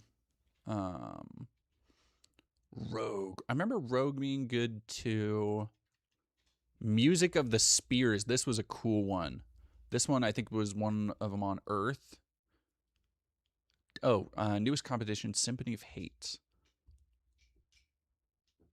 Like One of the things I loved about so many of these books and side stories in the Alien universe is how weird they get. Like they get so. There was one that I almost picked up. There's a local bookstore I like to go and do writing at recently, because it's kind of witchy. It's kind of like indie bookstore vibe, and they had a book called Aliens Cult, and it's all about a cult worshiping the aliens. And I'm like, I'm in. A xenomorph cult? Fucking sign me up. Let's go. Here is, I think, the first one. No, come back.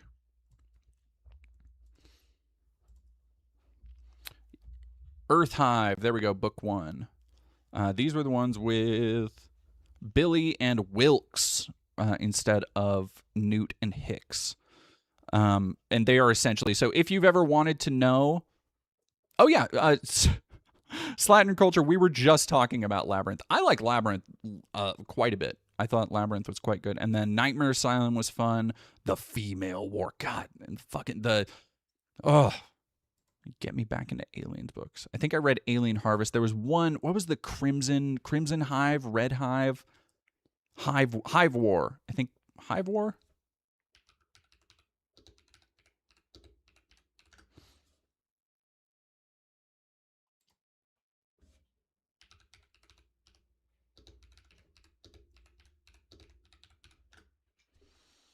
The one I know I have the book cover in my head. It's the Marine standing on top of a fucking like hill, and it was the one where the red aliens came in.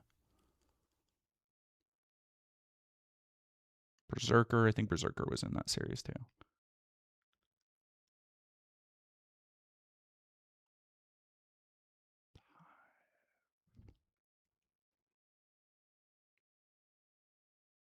This one, Genocide, that's what it was.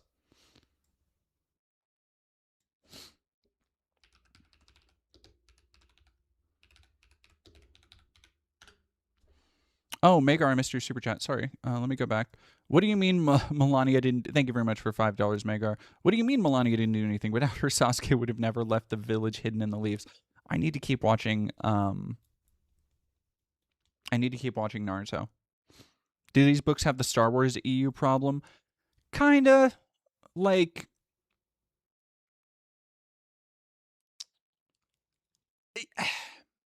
I miss a lot of the Star Wars EU shit because it was way more fucking interesting.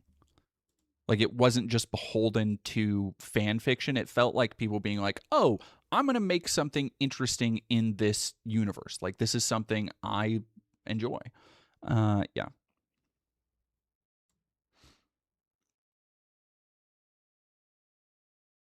Here we go. Yeah. Oh, God. Like, just such interesting sci-fi ideas. 2 strains of alien, formerly united by one all-powerful mother, now divide their forces for a world-shattering, acid-drenched war. On Earth, after a generation of rebuilding in the wake of alien infestation, athletes... Oh, fuck, I forgot about that. There was a drug made from the aliens' blood. Oh, damn.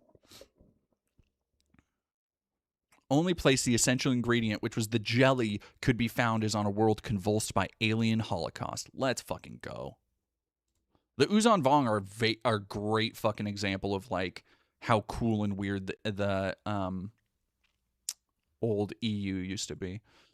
Navfer, thank you for $3. Becoming disabled and more marginalized in general, getting more disabled over time, going through the intricacies of it, getting chased out of spaces for what boils down to speaking up for myself. Parenthetical, fuck the leftist cooks. Wait, what happened with leftist cooks? Just makes me care more for others. Well, I am glad to hear about that. Bummed to hear about the leftist cooks.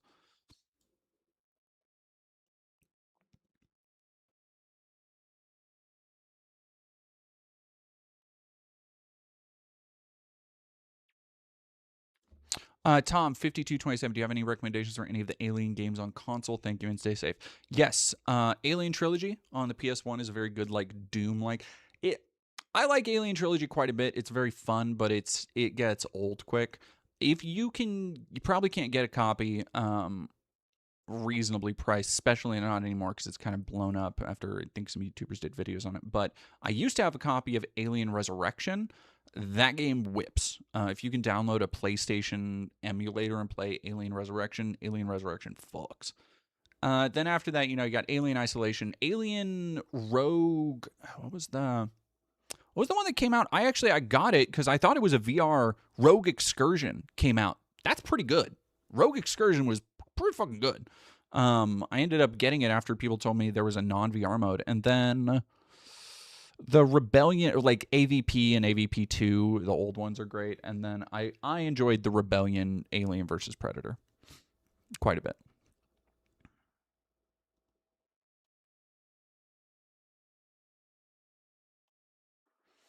Kevin Ramsey 417, don't say Colonial Marines. Don't say Colonial Marines is a good game in my chat. How dare you? How dare you? Stop it. Stop.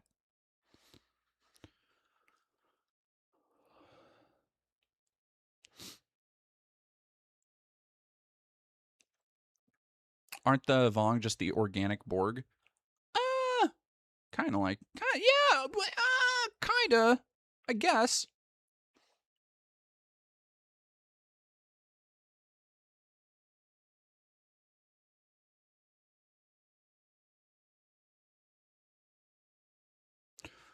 Really? Natty Neko made Ari the Leftist Cooks. Their Discord is a terrible space that repeatedly chases out marginalized people by protecting people who harass them.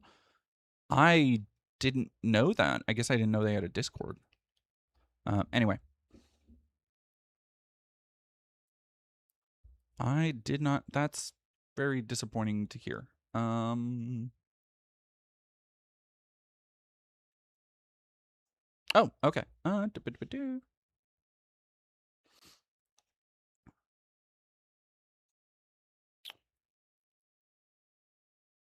Alrighty, chat. I am heading on over. Thank you for indulging me on this stream.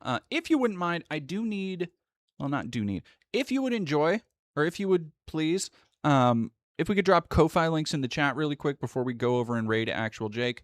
We are going to, am I reading anything from Image Comics? I mostly just read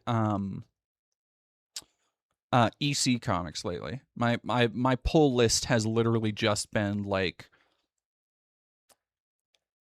fucking, well, some of the Godzilla stuff too, but we are going over to raid Actual Jake. If you could donate a couple bucks to the Ko-Fi, Ko and I need a little bit of help with groceries this week because we are also preparing and setting aside and trying to save money for the inevitable taxes that are coming out in, a couple weeks, couple months, and Koa still doesn't have a job right now. Rough time. But if you could, I would appreciate it. That being said, we are going to go over and raid Actual Jake. And let me actually get Discord started too, because I'm going to be doing that.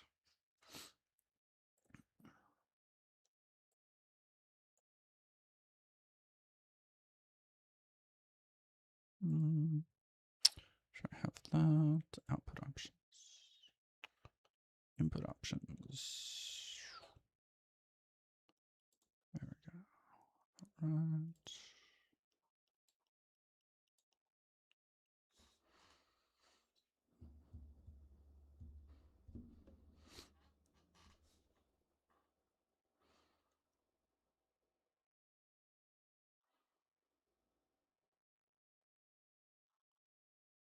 Alrighty, chat. We will see y'all in a few.